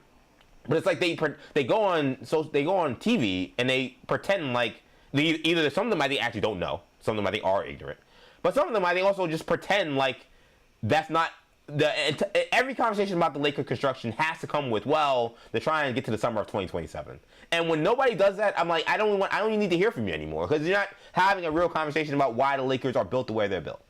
Allow me to be the bad guy, because I want you to be the authentic version of yourself, but you can't have a full heel turn, on 40 games. I'll be the heel here. There's too many people who are willfully dumb when it comes to the Lakers, and it's very exhausting to listen to them talk about it, because at the end of the day, let's simplify this thing all the way brass tacks. I don't even think it's a matter of 2027. I think it's 2026. I think it's this summer. Okay. Well, people refuse to report, and I don't understand it. I get mad every time I hear it. Is the minute, because there was the whole conversation of, LeBron is tired of the Lakers and he's gonna leave the Lakers, and I'm like, wait a minute. The minute the Lakers did not go to the table and offer LeBron James an extension, the breakup was already set. Right. No one talks about this. And I sit back and I watch all these guys talking. So do we not go back to summer 2025 when reports leaked out that people in clutches were kind of offended that the Lakers are wooing Luka, signed the extension, and did not come to the table to LeBron for an extension? They were telling LeBron, we're finished here. It's over with. We have your replacement. He's right here. It's Luka Doncic. He does the same thing you do, and he's 15 years younger than you. You're out. But now, because you have 24-hour news cycle, you have so many shows, so many networks. The NBA package changed this year, so you have the guys on Amazon have to talk about it. Yep. NBC has to talk about it. ESPN has to talk about it. If they just come out and they deadpan and say, what the Lakers were doing with LeBron James last summer, then how do you cover the team? They almost have to play dead throughout the season to get to the line. And then you'll probably notice Windhorst or one of these guys during the late finals first ticket appearance, they'll say, well, you know what? The Lakers were interested in bringing LeBron back since last year. Then you remember this conversation that EJ and I have a while ago, because that's all it is. This is a long breakup. This is like 51st dates. We're just going to break up at the end of the situation. Thank you for being a Laker. And if you want to come back, and you didn't see that, I saw an article just the other day. The Lakers are interested in bringing LeBron James back, but at a fairer price. They keep breaking up with this guy. It's over. Unless he takes a little $15 million or whatever the case may be, the Lakers have made it clear what their position is. We want that $50 million in cap space situation. I think what they're going to try to do is to sign Austin Reeves last, because he'll have burn right. Use that cap room to either bring in a 3-and-D guy, keep an eye on what's happening in Cleveland, because if Cleveland falters again in the playoffs, Donovan Mitchell's free this summer. That's a guy that maybe you let Austin Reeves walk and you slide in Donovan Mitchell, then you use the rest of that sign and trade, especially if Braun goes back. Who's to say that Reeves wouldn't want to follow Braun over to Cleveland? So there's a lot of machinations at play that we just have to wait for. The basketball has to play out. And now that the Lakers are fake good, I don't think they're going to the finals, but they're good enough to take, I think, the Spurs to a 7th game, because I feel like there's a lot of respect given to the Spurs, but they haven't even made the playoffs yet. What's the playoff experience? Yeah, I see it. Yeah, they have vets on the team, but the young guys who are the impact players on that roster outside of De'Aaron Fox, they have no playoff experience. So we can't just bend the knee and bow down and say, because they beat OKC 3 times, we have to give them the credit. No, I think that Spurs-Lakers potential second-round series is going 7 games one way or the other. And then we could talk about it at that point. Matthew saying here, Ray shooting bullseye. Don't see anything wrong with what he said tonight. Ray, you've been, again, on the money as always. Let people know where they can follow you and where they can follow the Rap Roundtable. Follow me everywhere on social media, Jarv, JARV, that stands for The Gray Area. That's my old sports podcast before I retired doing it because I got tired of yelling at sports fans. And, of course, we have the Rap Roundtable. Follow us everywhere, the Rap Roundtable. We're going to probably drop tomorrow to talk about this Jay-Z thing. Usually when news breaks, we got to stream about it. We would have streamed today, quite frankly, but everyone wasn't available. So tomorrow we'll live stream. Follow us. Subscribe on YouTube, the Rap Roundtable. Follow us everywhere, the Rap Roundtable. We've been a lot more active on Instagram. I got to give EJ credit. EJ actually brought me back to Instagram because I saw like how to format it and do it the right way when the first time I came on your show. I was like, wait a minute, that's how you do it? Let me give it a try. And it's so I got to give you your flowers. You brought me back to Instagram by accident. So yeah, we on IG, Twitter, YouTube, tap into all things Rap Roundtable. That's awesome, man. Ray, this has been phenomenal. Thank you as always. We will have you again soon, buddy. My God, appreciate you, EJ. All right, take it easy. Oh, that was awesome. Shout out to Ray Jarvis coming in, as he always does. Phenomenal job. Just a pure coincidence that he becomes the first guest on 40 Days and Counting. That was not planned. But the Jay-Z interview happens. Jay-Z talks once every 7 years or whatever. The guy never does interviews. And I'm like, could I have found someone else to talk hip-hop? Sure. But I don't think there's anyone I could have found that would have been better. Maybe as good, maybe, I don't know. But not better. And I felt like I owed Ray one because I was like, I got to get him on to talk Lakers, talk Mets. If I don't have him come on and talk rap, I was like, you know what, this is a great time to do this. So I was like, you know what, let's see if we can get him on. And it was dicey whether he could come on, and he told me he could, so I was really excited about that. So that's why I didn't tease it or promote it, because I was like, well, I don't want to promote something and then things don't work out. But I'm so happy he came on. I totally agree with Matt. He was money. I mean, just the takes were really well put. Even ones that, again, were against mine. I think he had some very fair things to say. I don't say defensive hope. I think he understood where I was coming from too. But some fair points and analogies in terms of just like how bad the stand culture aspect of it did make the Drake and Kendrick thing really not fun anymore, to be quite honest. And in some ways, I feel like we're back at that point again. But at the same time, we still need to hear from the Coles and the Jay-Z's and the very influential people in hip-hop. Like, we're owed that. And in fact, I wish these people would have just spoke much earlier so we could have been done with this. But, you know, it took J. Cole 2 years to talk, and then took Jay-Z. Again, Jay-Z comes up every 7-8 years he does an interview. So hopefully he'll do more. Like, you know, I saw people say, oh, you guys get on Jay-Z for going to GQ and not like a black media outlet. Yeah, sure. I hate when people do that. They do this gotcha thing where, because people are doing that a lot today. They say, oh, you people that were getting at Cole, will you get at Jay-Z for this opinion? I'm like, yeah, I will. I don't agree with his opinion. I think that this is, and I don't think it makes it more right because it's coming from Jay-Z. I think that, I don't think that, you know, battle rap has to go away. And I don't think he said it has to go away. He just wondered if we move past it. And I think that, like, what I hate too is that, like, I feel like you can have commentary and criticism that doesn't lead to, like, oh, you must be hating on Hov. Like, I don't feel like I'm hating on Hov. I vehemently disagree with a lot of what he's saying here. I think he makes some good points, but what I hate about social media too is it's like when you make your stance that you disagree with someone, that becomes a whole thing. Like, oh, you're just a hater and oh, everything holds up. Like, no, like growing up, Jay-Z was my favorite rapper. Like, you can never tell me I hate Jay-Z. No. There are the aspects about his life that have annoyed me, as just like with Drake, that have annoyed me as he's gotten older and more mature and decided to do different things. It was like, sure. Like, today he was like, oh, you guys think billionaires are all bad. We're not all bad. I'm like, okay. I put up the DW from Arthur meme where she's like, I'm not gonna stop here to read that sign because I can't read. Like, I was like, that's how I'm gonna have to be with this Jay-Z rollout of this tour. And I think there may be music coming out. That's how I'm gonna have to be for the next 3 months, I've now realized. Because, like, he's gonna give all these very, like, I'm trying to be careful. How do I want to say this? Ultra Gen X capitalist views on the world that are not gonna align with me. So like, I'm just gonna be like, all right, I gotta live with that. He's still one of my all-time favorite rappers. I grew up, he was my favorite rapper. I'm gonna have to live, like, it's not that he doesn't normally get anything too problematic because he's a brand. He doesn't want to destroy. In fact, I thought I actually was I liked what he said about, like, dealing with the allegation that he had of sexual assault, that he's suing and he's fighting the lawsuit. He's not settling because he's like, to settle would be like an admittance of guilt and how it affected him. Like, I was happy we got that vulnerable. So it wasn't like it was all bad that came out, but there's just a lot of things I know I'm going to stomach. So I got to stomach him saying that, oh, rap used to be fun back in the day. It wasn't all this personal stuff. I'm like, what? And oh, you know what? Drake and Jay-Z, Cole, Kendrick. People say, oh, they have to hate Drake because they like Kendrick. I'm like, no, that's not why. Yeah, there's some people. Yeah, Kendrick has fans that hate Drake now because he's an op, and that's fine, and whatever. And that and also to pretend like that didn't exist before. Like there are still today Nas fans that hate Jay-Z.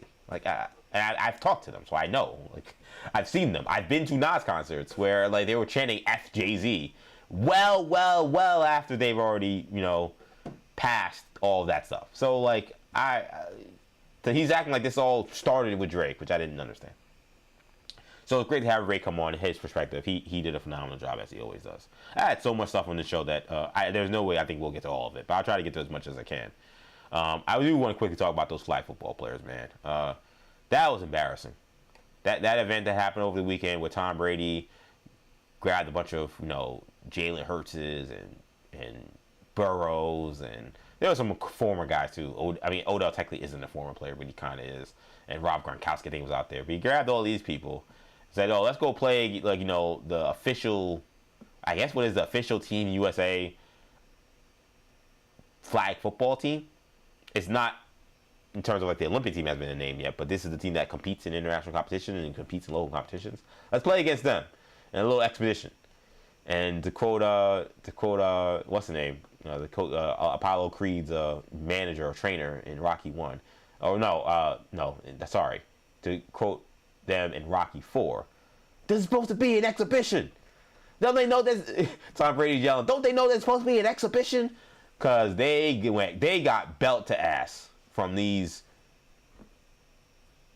I don't even want to they don't deserve disrespect. These flag football professionals. People say, oh, the Uber drivers. I don't know what they do. This may be all they do. Maybe they are. Maybe they make enough bread to be flag football players full time. I have no idea. I don't know anything about that life. I know they went belt to ass some NFL players. Devontae Smith, they went belt to ass. They won both these games against these pro/celebrity teams by 3-4 touchdowns.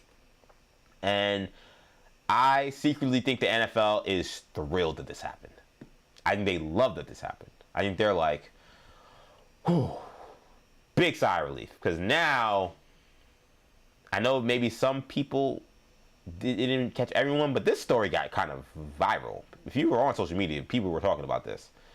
And they've heard these NFL players saying, oh, we want to play in the Olympics. We got to play in the Olympics. It's a big opportunity for us to play in the Olympics. And I think the NFL was like, we like the international exposure, and the NFL right now, I think their next goal is world domination, which is why we have so many of these Brazil and Portugal and Spain and Germany and London and all these other different games all over the country, all over the world now. I think this is the one that made them pause. They're like, all right, are we really going to put these guys on a field where, you know how athletics works. Football, non-contact injuries are like dangerous and can happen. Are we really going to put them in situations where these guys can tear an Achilles and tear an ACL to play against Uruguay in flag football? Like what are we doing? I think there are some people in the NFL that are definitely a little concerned about the idea of putting their star athletes out there on flag football fields for the Olympics. Because is there enough juice? Is the juice worth the squeeze for like whatever international exposure you get to put these guys in flag football when the sport that they play isn't flag football? And we learned during watching these games, flag football is a lot different than regular football. Because again, guys that I'm sure you couldn't put them on the Minnesota Vikings or the New York Giants or the San Francisco 49ers tomorrow, I'm sure they wouldn't make a team. I don't think. I don't know, but I don't think. They know how to play flag football. And they clearly have an advantage in that sport and how it's played than guys that are even built in the NFL.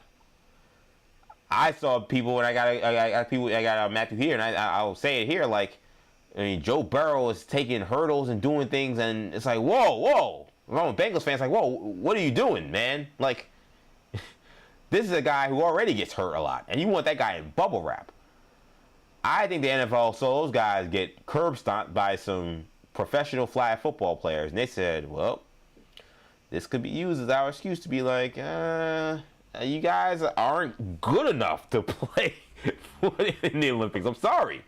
Are we real? Like, you guys got destroyed by who are the guys who they tell us are the best flag football players in the world. And you're not going to be able to train for flag football. Like, it's not, they're not going to be better next year. They're all going to be practicing in pads or in practicing like NFL concepts. Like someone was joking, like they run NFL concepts with flag football. Like that stuff don't work. This feels too small. It's too narrow. Like it's a different world. And I talked to my fiance about this, and she played field hockey all throughout high school. And she was like, yeah, this is stupid. This is like if they just took like guys in the NHL and said, oh, go play field hockey and play in the Olympics, in the Summer Olympics. I'd be like, you know what? You're right. Like, it is like, yeah, it's kind of the same sport, but not really. You can't just simply say, okay, let's take like, some field hockey guys and say, oh, you guys play on ice normal, right? Well, or now doing the field. I'm sure Connor McDavid will be just as good. Like, no, he probably won't be because it's a different sport. So I think the NFL actually, in some ways, they were actually benefited from this. They're like, okay, at least now we don't gotta like, now we have a built-in excuse to be like, hey guys, I know you want to play in the Olympics, but hey, listen, we talked to the Flag Football Association or league or whatever. And they're like, hey, you guys can't cut it. We watched your tape. The eye in the sky doesn't lie. I watched you against a 5'8" quarterback who was running rings around you and throwing touchdowns left and right. You guys aren't good enough. So I think in some ways this was like a silver lining for the NFL, at least how they feel about it. I'm not someone who needed these guys to play in the Olympics. I more want to see the MLB guys play in the Olympics. That I think is cool. That is something that would be fun, and I think that if Major League Baseball can make that happen, that'd be great. I don't need to see Patrick Mahomes playing in the Olympics against, again, I don't know, Egypt. Like, why? What for? Who? What do I gain from that? He's gonna leave training camp to do that. If I'm a Chiefs fan, I'm like, what are we doing here? Like, I don't know. I actually took. It was hilarious to see them guys get destroyed like that. I'm like, I didn't think that would happen. I don't know what I expected. Did not expect that. Did not expect that at all. Matthew Gray's being like, bro, Bengals fans have to be sitting on pins and needles, bro, scrambling like that for a meaningless game. Yeah, he like took like a tumble and like flipped over. I was like, whoa, what? Come on, what are we doing here? Like, what are we like? Thank God the Jets don't got a good enough player to even be around anything like this. But I thought that was a Jet. I'd be like, yo, shut this down like yesterday. Like, what are we? Is he crazy? What's going on? I think NFL players could adjust, but it's basically practicing two different games. I think they should bow out and let the flag football players guys take over. They clearly know their stuff. Yeah, I agree. Could they if they trained and stuff? Yeah, but I think it would take time. I don't think it's going to be one of those things. And part of me doesn't think like, okay, like maybe it's a bad assumption. I have no idea. I would assume even like those guys and the NFL guys would probably still be better than like Uruguay and like Cuba in flag football. I don't know anything about the infrastructure of international flag football. But I would assume, okay, even if like we weren't sending our best, like our best are clearly like Hoosh, the 5'8" quarterback that was playing on Saturday. Like those guys are apparently our best, but like could we not send our best and still win? Like I think Tom Brady and Devontae Smith could probably still beat, Brazil. But I don't know. I would need to do more research. Clearly, I didn't like what I saw though. I'll be honest. So, and again, if we're not gonna send our best, and like those guys don't even give us the best chance to win, is it worth it? For again, what, to get a photo op of Tom Brady on a medal stand? I don't know. It doesn't. What would need to happen is Tom Brady would need to grab a bunch of guys that aren't in the NFL for this to work. Like, I know Odell Beckham. I saw Jordan Schultz's article today saying, Odell Beckham's getting more. Teams are interested now because I guess he looked kind of good in this game. Nothing against Jordan Schultz at all. Major rolls of eyes. I'm like, okay. I'm sure someone told Jordan Schultz that because he's a great reporter and he's not going to make anything up. But I have great doubts about where that kind of sourcing is coming from to say like, okay, sure. He played good in flag football. Now NFL teams are like, oh no, maybe we should give Odell Beckham a call.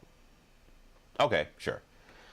But I think what it would take is, okay, like take some guys who like or like, let's say Travis Kelce, like I know he just signed a deal. Let's say he should retire. Like take Travis Kelce, take Gronk, take Odell Beckham, take some retired DB. Levante David just retired. Take Levante David. Like take those guys. Take a bunch of old guys or guys that are kind of out of the league and like you want to make those guys like the representatives of the NFL, and then make them train, make them play with these Hooshes and these other guys make them work with these guys for a year. And then you say, okay, we're building these guys up because they have the names, they have the pedigree, and they'll bring eyeballs, and they'll help advance the NFL agenda. But we're training them for a year to get ready for this. That, I think I can accept. I don't think I can accept, let's just pluck, Josh Allen and say, okay, now you're playing flag football after what I just saw. I don't think he'd be good. I just saw guys who, like, Brady actually looked okay, but Burrow and Hurts look awful. Some people say, oh, this is what Jalen Hurts looks like normally. I'm like, come on now. The one thing Jalen Hurts doesn't do is throw interceptions. Hey, he's throwing interceptions to flag football professional players. Like, I have no interest in seeing that move forward. None. I'm excited about this Punisher. So you got Punisher, One Last Kill. Official, it's going to be a Marvel special presentation coming out May 12th. That'll be the last day that Daredevil, the season finale, which is debuting tonight. In fact, debuts in about 37 minutes from where I'm looking at the clock right now. So this will be the presentation also comes out on that same day. This is this project that we've heard a lot about, that we've gotten no official announcement on, but we've known that this has been in the works and coming out, and we've seen John Bernthal doing his shooting of it and everything. And we've seen the different set photos shot from people who have seen him shooting in New York City and other different places. And now we got the official presentation of the promo. They begin the promo for it now. So this is going to be an hour-long special. It's going to air on Disney+. The Punisher, the One Last Kill, of course. John Bernthal's character will also be in Spider-Man, which we talked a ton about. If you want to hear about our Spider-Man content, we did because the trailer came out last week. Make sure you check out New Generation Hero Talk. That is our Marvel DC superhero podcast. We have a video that's out on YouTube that has the entire podcast. We also have, of course, the podcast that's on our podcast channel, New Generation Podcast Network. So if you want to listen to us talk about John Bernthal's appearance coming up in Spider-Man and everything we thought about the Spider-Man trailer, definitely make sure you check that out. And we also posted some clips from social media as well. But the One Last Kill, Punisher, the One Last Kill is coming out in May. And Matt asked me, is this going to be a movie or a series? So this is going to be a one-shot, 1 hour special. I don't know if it's a movie or is it a one episode. They're calling it a special presentation. It's only an hour or an hour and change. Does that make it a movie? So some people, maybe it will. I don't know. Again, I hate to sound like I don't know what I'm talking about, but I've been following this for forever. But it's going to be a one special, kind of like what they did with Werewolf. They did the werewolf thing, and then they did two of these. They did a werewolf one, and they did another one. I didn't watch any of them joints. This is the only Marvel content I've never watched. Right? Yeah, I got that about right. They did two one shots, Werewolf by Night, I think it was called. And they did another one before that. That were one shots. That were basically like hour and a half. Also kind of like what they did with the Christmas special for Guardians of the Galaxy, if you remember that. I don't remember how long that was. That might have been only like 40 minutes. But this is going to be like one of those. So if you know what those are, then you'll have a good idea. If you want to call it a movie, you can call it a movie. If you want to call it a special episode, you can call it that. But that's coming out May 12th. I can't wait for this. What I'm fascinated by and I'm curious by is this is going to be, from all accounts, based on the reporting that's come up prior to this announcement today, a very mature, not for kids, hyper-violent show, which is what you would expect from Punisher. I'm curious what the whiplash is going to be in seeing that version of Punisher, the one we saw in Daredevil Born Again Season 1, and in his own Netflix show years and years ago, and then now in this one shot. I wonder if there's going to be whiplash seeing him in Spider-Man, where you only get so violent in a PG-13 movie. I'm sure as violent as they can go with him, they'll probably give you one scene where they'll push it, but they're not going to give you a lot of that. Is it going to be whiplash? Is it going to be weird to kind of feel like he's going to go from this hyper-violent version to whatever we see in the movie? it's one question I have about this, but I can't wait. I'm excited about it. I think Jon Bernthal, he goes up there among some of the greatest castings in superhero movie television history. That man is Frank Castle. I can't imagine anyone else in the role anymore after the job he's done with that. So seeing him reprise that role, it was great to see him come back in Daredevil Born Again. And I actually think they kind of underutilized him a little bit. I can't wait to see him in this show. And I'm curious to see what they do with him in Spider-Man, but the hyper-violent version that they've established already, the guy has a really great handle on the character. And I'm excited to see what more they have coming up with him playing the Punisher moving forward. So again, that comes out on May 12th. I wonder if I can get to two. Can I get to two stories, or should I just do one? If I do one, what should I choose? I'll say this about the Roman Reigns CM Punk feud. So Raw was on last night. They closed the show again. And, CM Punk comes out. He does his promo. I have no sound from it, so it's just going to be kind of describing what happens. But CM Punk kind of does his promo. They're kind of building up this idea that Jey Uso, and Punk and his inability to, fully, apologize for, the things he said about, Roman Reigns' dad, Sika, and the other kind of overarching shots of the bloodline, the Samoan family. He's been played up as this character as kind of this loose cannon that, was friends with Punk, but is now at odds with Punk and is hoping Roman Reigns puts him in his place.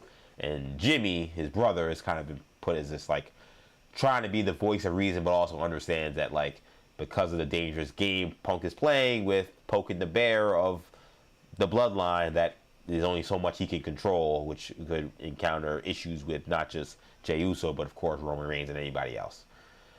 And I'll just say, between last week's interaction with Reigns and Punk, where, Punk punches Reigns for calling him old, which seemed very light compared to the previous week, or 2 weeks prior, CM Punk saying that you're going to get buried with your dad. And then to be clear, the Usos, they initially got dragged into this, they took that extremely personally, and it became a big deal, and I thought their initial interaction in this feud was great. But between last week and then this week, that kind of ends with, once again, Jay now crashing out and people having to come in, and then Roman Reigns now eventually snapping, so to speak. And after Jay told him, yo, you got to put him down, you got to take him out, you got to smash him, and then that's when Reigns goes off. I just kind of wonder if they're losing the plot of this feud. Me trying to even explain this, I think kind of gets to what I'm getting at. I wonder if they bit off more than they could chew with how deep they allowed Punk to get with the Sika comment, and now they don't really know how to play it from the Roman Reigns side of it, because I'm done with the Usos aspect of this. I totally enjoyed their entrance a couple weeks ago when they first got involved with this. I said, yep, this makes sense. They've been friends with Punk, there's a storyline there, and now Punk is saying something about their family, and they don't mess with their family regardless of who's heel, who's face. That's one of the things they stand on. So I thought the writing there made sense. But then last week, Reigns had to respond. His best response is, the reality is you're old and you're not as good as me, and everyone knows you're not as good as me. And then the way they had Punk respond this week was that, I didn't get mad at Roman Reigns and punch him because he said I'm old. I'm actually glad to be old. I'm proud to be old, which actually wasn't a bad line. It wasn't a bad spin. That he spun it like that. I'm old like Terry Funk. I'm old like, Gordie Howe. That's a very CM Punk answer. So, okay, cool. Right response to, this that kind of wasn't that great. But, okay, right response. But then how you go... So, okay, then if that wasn't it, then why did you punch him? I punched him because I'm not going to take disrespect from my young boy. Oh. What? Okay. I don't know. So, and then also, so that seemed like... Because Punk also seemed to kind of be regretting that he punched him. So, why was the regret there? And Roman Reigns I'm in his head. And then Punk saying, I just didn't want to take disrespect from my young boy. And I'm like, well, that doesn't sound like you're in his head. And they played this game where it's Punk's the one under Roman Reigns' skin. And last week, no, Roman Reigns is now under Punk's skin. Oh no, he actually wasn't under Punk's skin. He just wanted to punch him because he doesn't gonna take disrespect from a young boy. It feels like now we're getting yo-yo, and the story's kind of now going a little all over the place. It's starting to get me a little worried about the build. We still got a lot of ways to go. There's plenty of time. In fact, maybe there's too much time, and that's why maybe we're kind of having these side feuds and side track things that are kind of maybe getting in the way a little bit.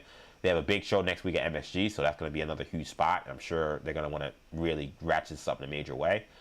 But I thought that was kind of a weak response and weak way to like explain it. So I didn't love that.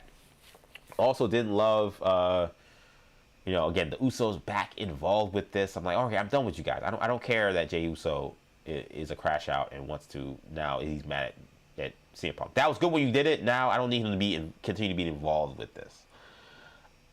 My instinct is that they're going to put the bloodline back together, which is why they're sticking around as often as they are. But I think it'd be one thing if they were a little more torn. They're not torn. They're clearly on Roman Reigns' side. So, I'm curious if you've been watching Raw. What do you think? Get in the comment section. Whether it's video live now or later on. Have you felt how I felt? Now I will say, this week and last week, still wildly entertaining. And like, these are not normal episodes of Raw. These are not normal interactions. Like, I'm having fun. I'm not having fun. But and like, I know sometimes like this is where the Triple H's of the world will sit there and say, oh, like you guys are too busy not just viewing this as a fan and you're viewing it as like a critic and just watch it as a fan, which I hate that. I think that's one of the lamest like cop outs that artists give, whether it's a creative like Triple H, or an artist or a sports fan. Like they do that all the time. Oh, you're doing it as a critic, just be a fan. Like, don't tell people how to fan. Now I do kind of understand from this standpoint. I thought to myself, all right, am I thinking this more like a fan? Like I did find it entertaining, but because they're good. Like Jay is very good at doing that. CM Punk's great on the mic. Roman's great. Like, these are great talents. So whatever you give them, they're going to be highly compelling. I just feel like the feud was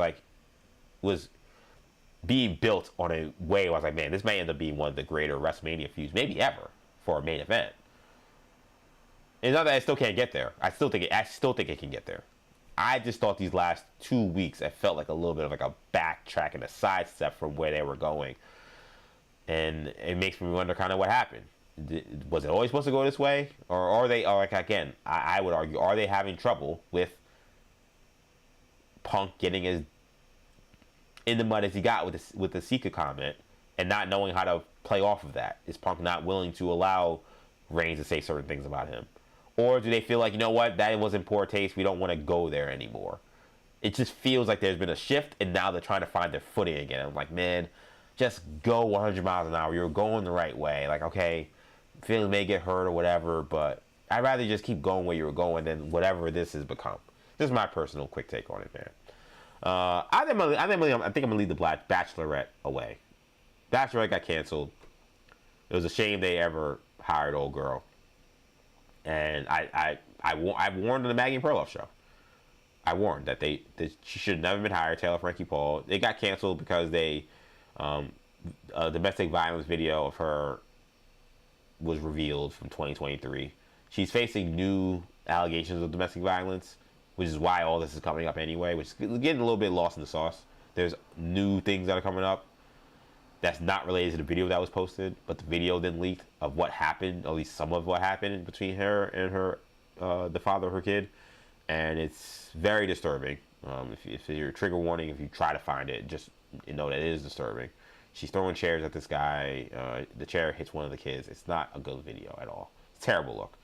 But it was a terrible decision to cast this woman. I said it on Maggie and Perloff months ago. I've said this for months. And that's me not even knowing anything about this woman. I knew nothing about this woman when they hired her to be the Bachelorette.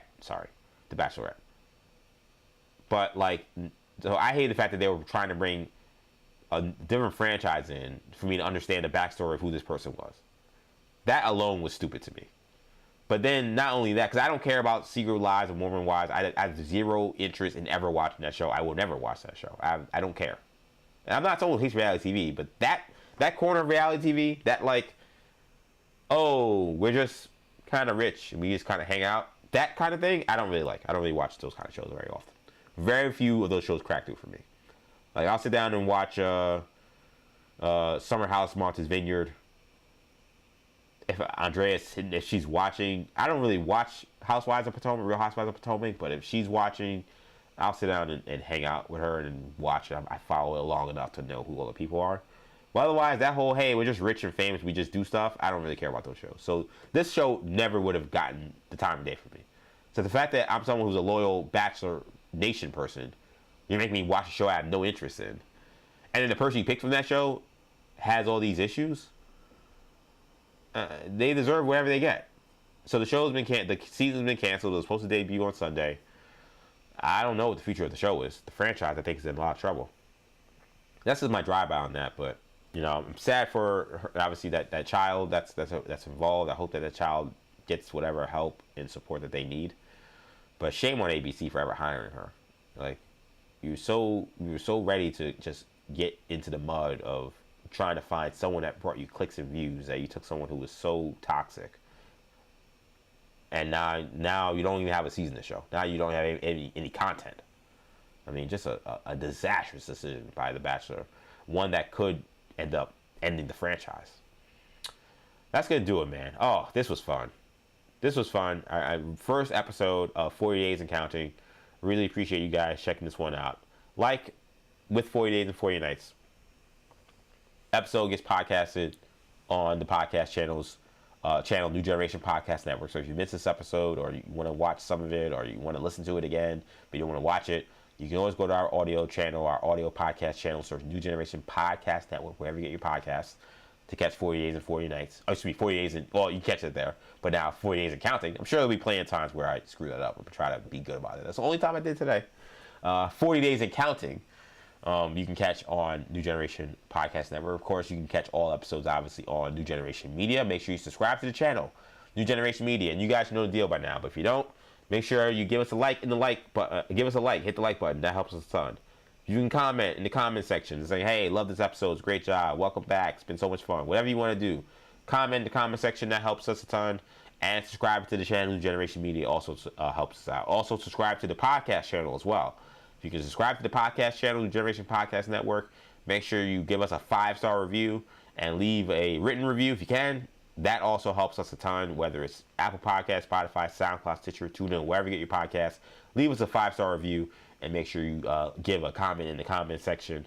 And of course, not only does this video live on YouTube, obviously we're also streaming live on X. Make sure you follow me there, EJ_Stewart, and on Instagram, ActionEJ.